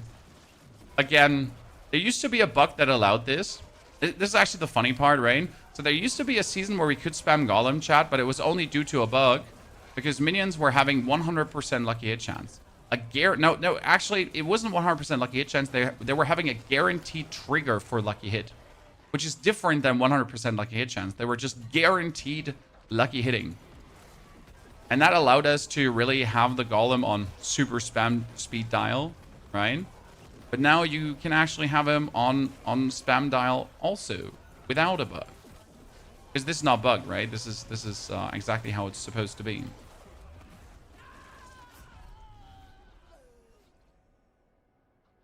By the way, the question about toughness too. I have partially 1,000,000 toughness and I still die to random things. But Pony, how do you get 1,000,000 toughness? Well, there you go. It's weird because the damage reductions and everything you're getting are multiplying up toughness. So you have 1,000,000 toughness. And as long as the toughness is then up and 1,000,000, you kind of like have toughness, right? But as soon as toughness is gone, then you don't have that anymore and you're dead. So yay. It's weird. Yeah, that's what I was trying to say. So we're doing like a pit 70, right? It's a fully maxed out character. I have technically 1,000,000 toughness. I still manage to die in between randomly. Obviously, I'm not using instances right now, which would help me to be even more tanky. But yet, though, having a value of insane toughness that might seem like you should be not dying, that obviously jumps all over the board because you have conditional damage reductions, makes the whole system of toughness feel a little bit weird. See?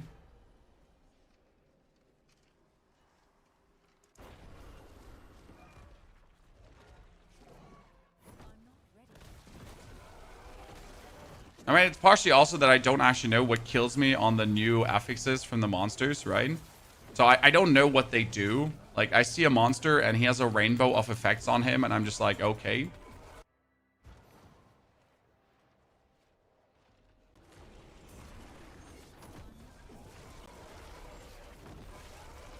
And see, even against the boss, we can spam this, chat. Even against the boss, we can spam this.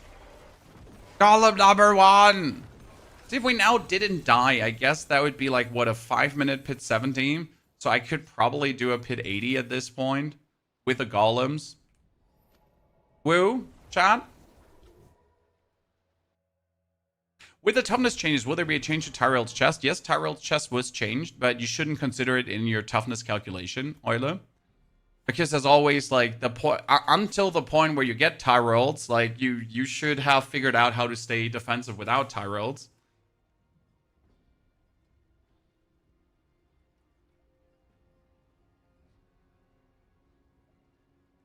Have you tested Litless Wall with a new unique mace? Yes, it's better to not play it. So we tried out Litless Wall, and Litless Wall is a nice damage multiplier, and also with a Shielding Storm, it actually gives you a nice boost of survival. However, it's just simply better to not. That reminds me, though, I know that one of my characters had a... Which character was that? Was it the Bone Spirit or the Blood Necro? One of them had a chest piece with Golem Mastery on it. I want that.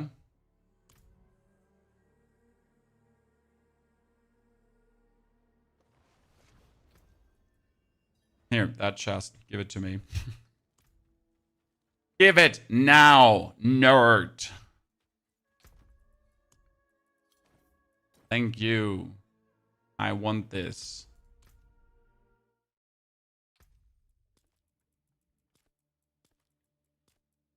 Adam.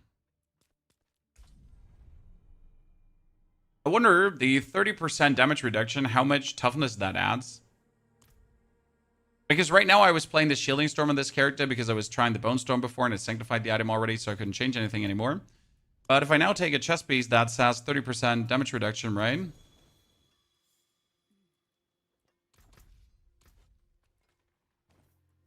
I can't put it on because it has runes on it.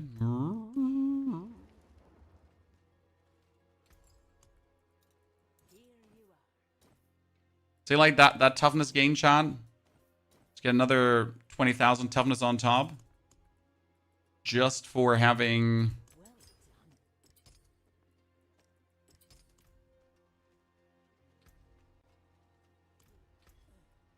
Now we could go for basic elixirs. So let's say we're going to go for...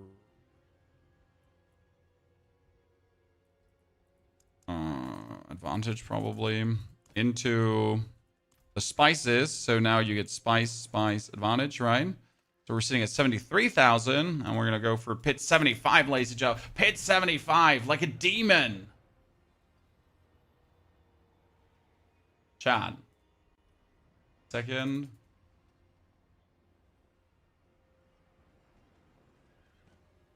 How will pit 75 feel?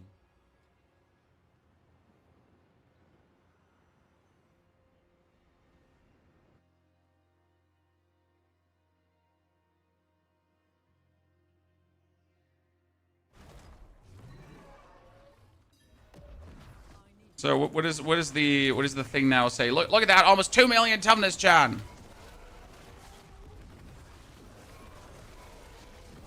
Interesting part is with so many enemies being alive, right? The amount of cooldown reduction I'm getting is nifty, but see, like I still died.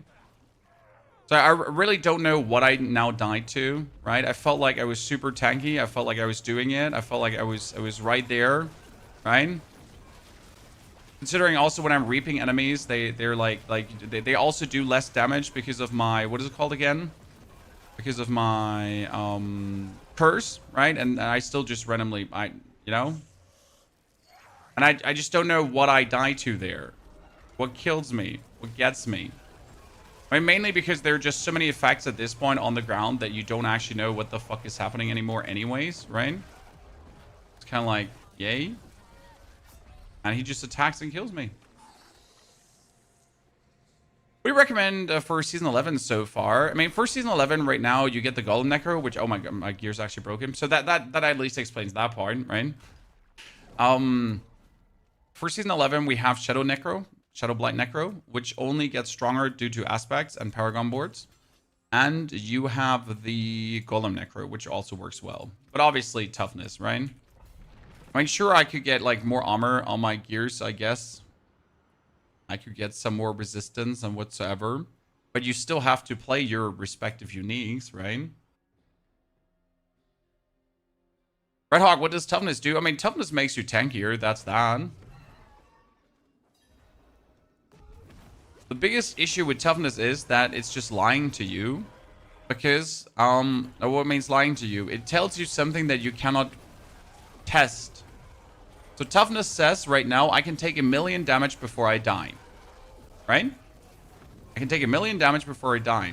But how much damage is now something doing? How much damage does a fire explosion from a dying mob with a fire affix do? How much is that?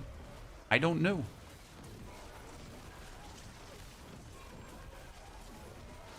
And I also will never know because unless I have 1,000,000 HP and I would stand there and get hit for 1,000,000 damage and I would see that it's 1,000,000 damage because I had 1,000,000 HP, I could never quantify how much damage someone deals, right?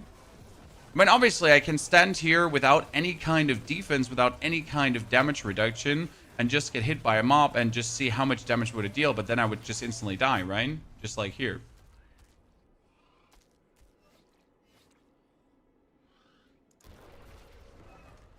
So yeah, I have a lot of toughness. I mean, my 100,000 toughness seems to not do anything at times. Or mobs are just dealing so much damage that it really doesn't matter. Or I don't actually know what, right? Now you could say, hey, Pony, just don't stand where the damage is. And that's true. I could just go out of the way of damage, right? I don't have to stand where the damage is. I could just leave the area, vacate it, and be good about it. However, what does a barb then do? Right? What does a Spiritborn then do? And I can't just vacate the vicinity. And also, I need to actually stand close with the cooldown reduction. So what do you want me to do?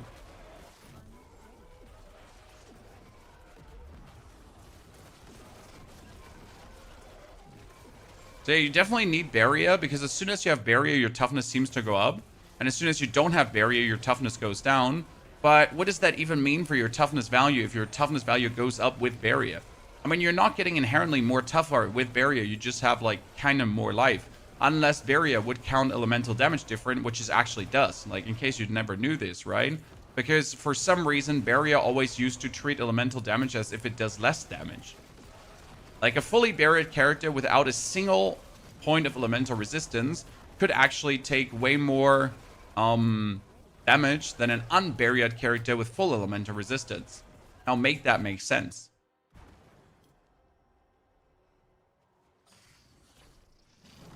Seems like Season 11 was made by AI. Sir, I want you to not be so rude to AI.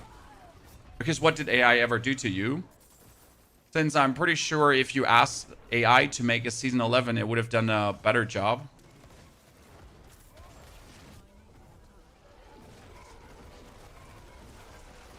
So please give our robot overlords some credit where credit's due.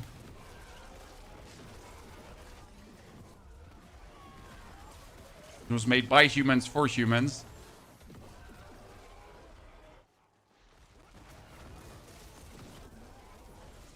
Yeah, what I'm really asking myself is how much this was tested, because like I don't know.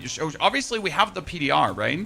But that being said, these things were made by a dev team with internal play testers as well, and obviously they made this and they played this and they were like, this is good. This is like, I'm not saying that it's shit what they did completely, right? Some of the stuff they did has merit. But obviously with the toughness now, like I have a fully maxed out character. I have my toughness. I know how damage reduction works. I know how to be tanky. I know how to do this. So what, do devs play with like an infinite health cheat? Or what do they do? Right? Like, please tell me. Because I would like to know. Do all devs like only play one single class, and if that class works, they're like, yeah, this is fine? No, my barbarian can do it. Probably Necro can do it too.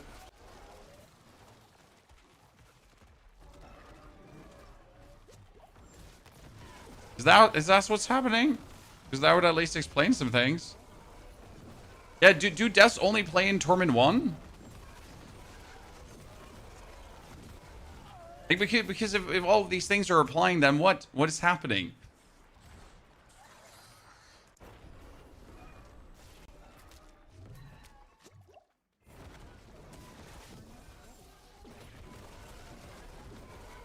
So yeah, by the way, if I could stop dying, FYI chat, if I could stop dying, I would be able to definitely do a pit 75 already with golems. So we could finish the seasonal journey. Ladies and gentlemen, I have very good news for you. I know this sounds crazy, and you might be like, what the fuck, Pony? But with a fully maxed out character, right? 12 times masterwork, every item piece sanctified and everything, you would actually be strong enough to finish the seasonal journey. And get yourself a resplendent cache.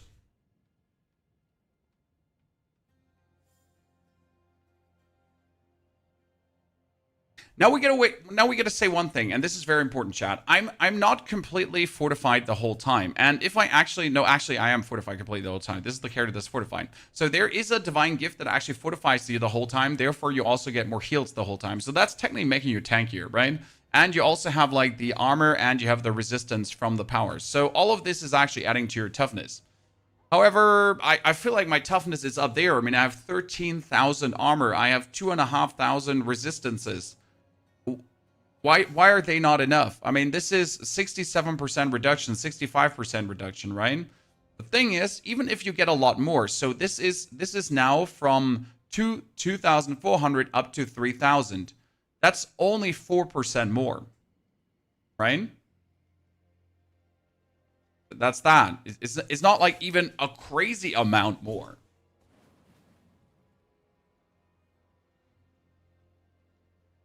Thing is, they took all the sources of damage reduction away.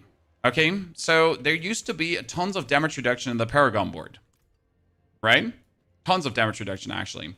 And all that damage reduction is gone and replaced through armor. So if I now go here for damage reduction, where is it? So I have here 12.7 damage reduction for your summons. That's it, right? There's not a single point of damage reduction I'm getting here right now. And the only actual damage reduction I have is from the aspect. That's it. So we got here damage reduction. Obviously, this is the PvP damage reduction. Here, all damage reduction, 30%.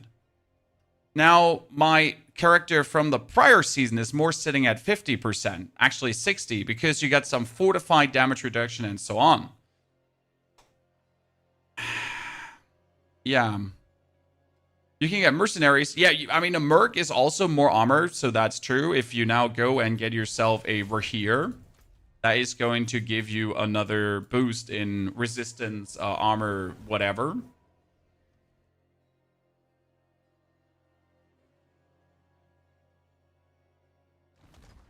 So let's get him and see how much more is this. We're sitting at, what was it? We got 2.4. I feel like if I die, it's mostly down to resistances. So here we can get 15 all resistance. That means with a Rahir up now, if I go into an area where Rahir is active, teleport here, pulse to the Deceiver.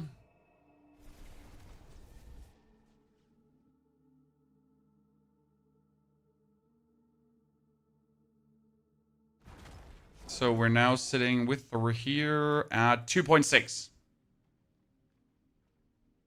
So that's 71%. And my armor is up to 70. That still feels like it's not enough, right? To be fair, they did say they wanted T4 to be very difficult, even for max players, Crackfire. Yeah, but this is like a completely maxed character, so every piece is sanctified, every piece is 12 times masterworked, every piece is the maximum aspect. I have 200 jiggy majiggy yada yada Paragon points, right? So in order to reach this character, it's a significant amount of time invested. And I am barely able to do Torment 4. Barely able, you know? So yes, they said that they wanted this to be hard, and that is not wrong.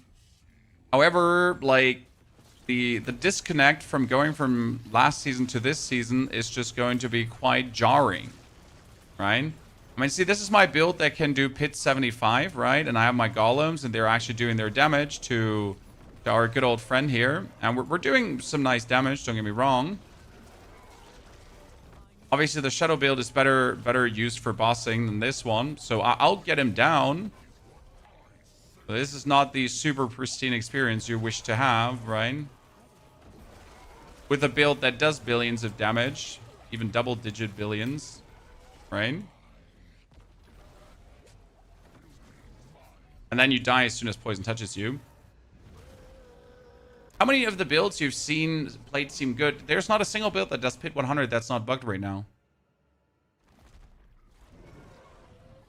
There's not a single build that does Pit 100.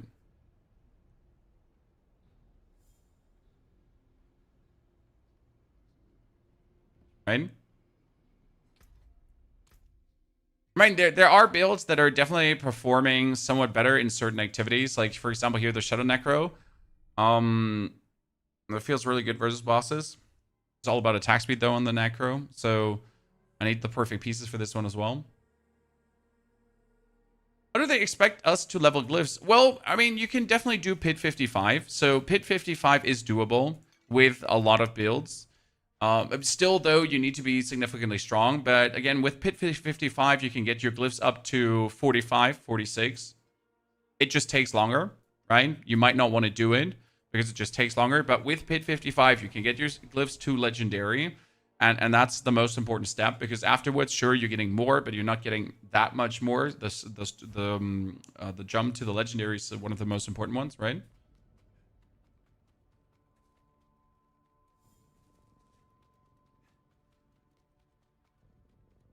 We can suppose that they prefer a power boost in the expansion. Yeah, possible.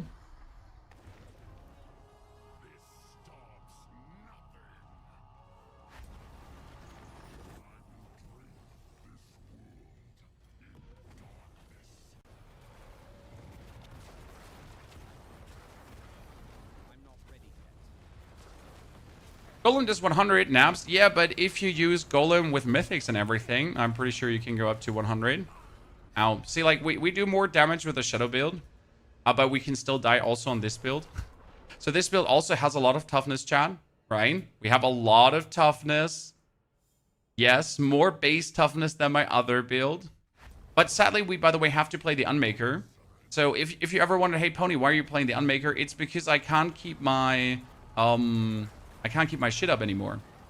So, you know when you're used to actually be able to completely keep up your Soul Rift? Yeah, that's not happening anymore. You're not able to actually get this running because things changed, right? Changed on cooldown wise and everything. So, like, I can barely have my Soul Rift actually up right now to be able to have, like, the full coverage on being able to then spam him. Oh, we do cool damage. I mean, this one does, like, here 20, 30, 40 billion, so it feels like really good.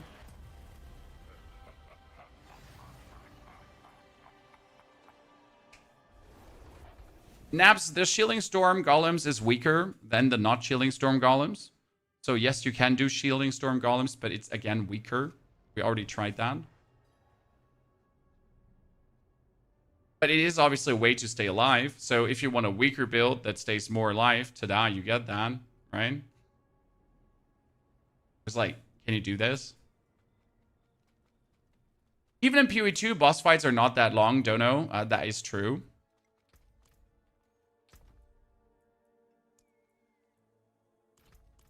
Ja, bitte, mein Schatz. Ah, kannst du extra mich fragen. Ist oben so warm?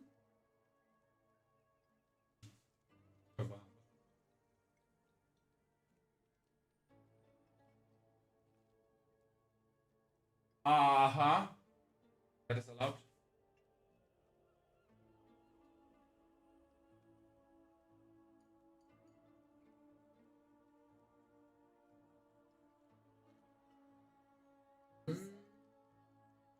Auch Schnitzel essen.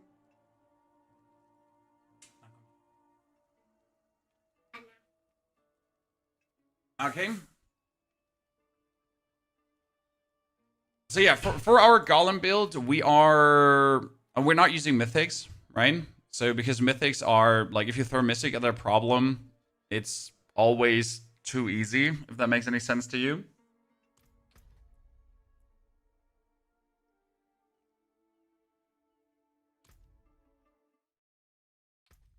Because mythics is not the answer. I haven't played the game in a long time. Well, then you're up for a surprise, sir. Are you teaching the little one to play D4? No, but I'm teaching them Photoshop. And I'm teaching them how to make Diablo 4 planners. And recently I had to teach my younger daughter how to use mouse. Because, like, obviously they need to learn how to use a mouse, right? So I was like, I opened up the planner in D4 and I was like, you have to click all the points now, honey. Right? I was like, this is the planner. Here's the mobilytics. So you do this. Here, copy that over. It's cute to see someone that has, first and foremost, tiny hands, because, you know, when you have, like, a tiny hand and you can only do this and you can't just, like, I need children mice, I guess. Right? How are children even using mice? Like, seriously. They're like, they don't even have the capacity. No wonder that all these 6-year-olds that are playing Call of Duty are playing on controller. Because of aim assist, obviously. But who lets their 6-year-old also play Call of Duty? Live on stream, right? For hours. For money. It makes sense, but it doesn't have to be. So yeah. My favorite build will definitely be the Golems. But I think with Golem and Shadow Necro, we at least have 2 builds on Necro that are working and that feel good. While obviously, yeah, there's a lot needed. There's a lot needed. So at this point, I think we tested the PTR, the Roly. My opinions are on the changes are pretty set. I'm still going to have fun, but there's a lot that needs to be done for everyone to have fun, right? Will Archmage Necro be viable? Weaker, Vignish. We tried Archmage Necro. Here, Shadow Wave, Blood Necro, Shadow Necro. Where did we try Archmage again, Chan? That was Shadow Wave. I think the Blood Necro was Archmage.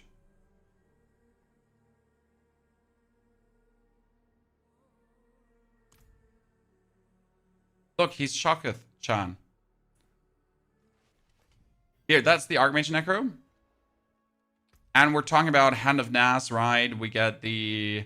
we tried out the Soul Rift up. We have the Ring of Mandown without Ring of Mandown. The 200% service and sacrifice, obviously. So all that kind of stuff. And you know what? It's not bad. It's not bad, but personal survivability is low. So my toughness here is already the lowest of all my characters.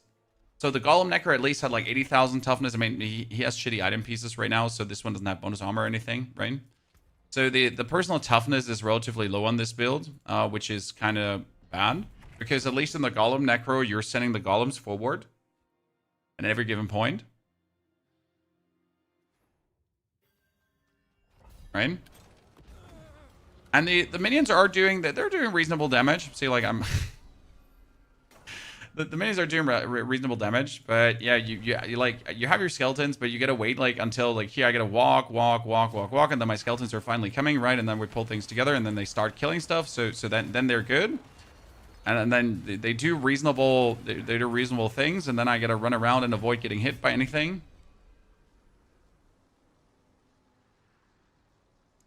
So there's the problem with this. I mean, obviously the defense is low, and I need to get like here armor. I need to get here's armor on. I need more maximum life because I'm like at 3,500 max life, so you need at least 5,000 max life. But I didn't want to throw item pieces around to that. So it definitely works, but it's weaker than the golem already. Because you have to make a stupid choice with this. You have to choose between mages to attack twice, ultimate cooldown reduction, and actually the imprint for skeletal mage damage. So right now I have skeletal mage damage here and skeletal mage damage there, right? You also need to make sure to have enough attack speed and critical strike chance, because right now we're sitting at what? We have 30% here, and we have 100% attack speed. That's good, but you actually want more than 100% attack speed, so you really got to get attack speed on everything and greater affix attack speed on that kind of stuff. And then, obviously, max life, armor, resistance optimally on every single item piece, right? I mean, this one has maximum resource resistance, cult resistance, all that kind of stuff. If you look at my toughness here, we're sitting at 2,000 through the bench and only 12,000 here. But, like, actually, this is not less toughness than what's going on, right? I mean, toughness-wise, the values are the same. We're just missing the 30% damage reduction from the chest piece, right?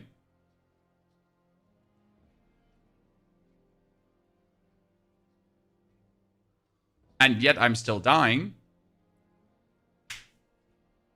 So if I obviously had the 30% damage reduction, that would be a good thing. However, like, the value is weird because this says 30,000 despite being more or less the same value as the other character. Is enchanting also changed that when you want to replace an affix does not cost million or more?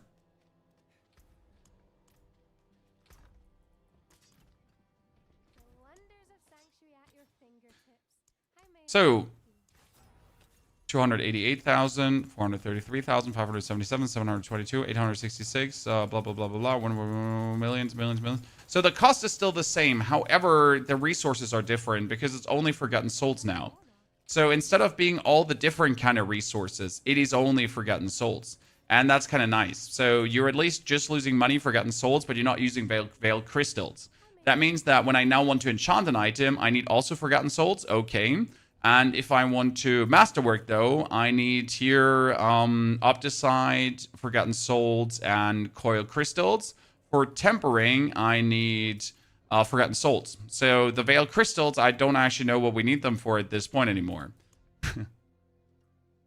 I mean, you need them early on, I think, for like earlier for not greater affixed items. That's where you need the Veiled Crystals. But then later, you only need Forgotten Souls, pretty much.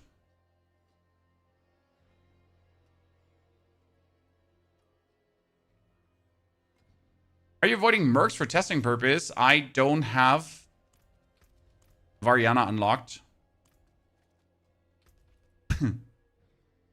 Yeah. I don't have Variana unlocked.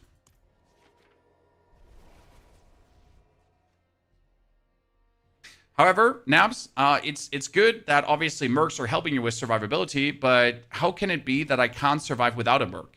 right? So I like, we all know, we all understand that this is obviously nice, but let's be fair. How does it work currently? Yes, I can boost my resistance in current season 7, or I can boost my armor or whatever. But I don't require to do it. So does that mean if I don't have a merc, I can't play the game anymore? This is like, that's the thing, right? So are you telling me, as you now, like, as you say, like, it would improve your survivability? That's nice, right? But what if I don't have the expansion? What does that mean then? Also, if I need my Rahir to stay alive, what happens if I play with a friend? Right? If Rahir is needed, if Variana is needed to stay alive, or hell with survivability, what happens if I play with a friend? And monsters are just blasting me then, because my resistance is gone or my armor is gone. What then? So am I not supposed to play with others? You know what I mean? What's the response been on the creator Discord right now? I mean, the creators obviously try to make things work as I try to make things work. There is a lot of feedback on not enough power and the power generally being too low. I'm not going to bore you with general class-specific feedback, but like the power being too low. People are not happy with Sanctification, that's for sure. Temporary Masterworking is mostly people are okay with, apart from Masterworking being a bit on the iffier side because of the missing power. Yeah, the creators are fighting back. Be aware of that. A Bloodspell Necro is still bad. Blood Wave is working, Susano. The problem is that they nerfed the amount of Blood Orbs that are coming out. So unless you have the perfect cooldown reduction, which is hard to get, and you have the perfect aspect of Fast Blood, you're not going to be able to play Blood Wave. Is Barbarian bad this season? No, Barbarian is insane and hitting for trillions, but only with one single item. So Barbarian is bad without that. Right now, it's really hard to say anything about personal power and comparison to other classes because there needs to be things done, right? It's not okay the way it is. That's it. Okay, chat. That being said, as I was just beginning to, I pretty much wrap up the PTR here for me. We have tested everything. We're going to drop you 2 more videos on all the classes and also on the Necromancer specifically. But I don't think like playing any more PTR will do anything for me because I know what's happening, right? I know how things are supposed to be or not supposed to be. So I'd say we're done for today. Thank you very much for coming and watching. I will keep you updated on what's happening on the creator Discord though, so don't worry about that. But we'll probably play a different game tomorrow. Something that's not Diablo 4. Because, well, we did the PTR now, so it's time to move over 4 different games on live stream wise. Until we finally get Season 11, though, because going season is over. So thank you very much for coming and watching so far. And we'll be able to get you some other games now. We played some Hades 2. We got some Outer Worlds coming, probably. Vampire Bloodlines was skipped. We might do PoE 1, but I'm not sure about that, because I really don't like PoE 1. But it gets a new season, and tonight is big news, so we'll see about that. Maybe some Mega Bonk. Could be 2. Thomas. Don't like the graphics too much. Prefer Hades. We'll see. A lot of games are coming, though. I hope to see you there as well. I'm done for today, so take care. And I wish you a great rest of your day.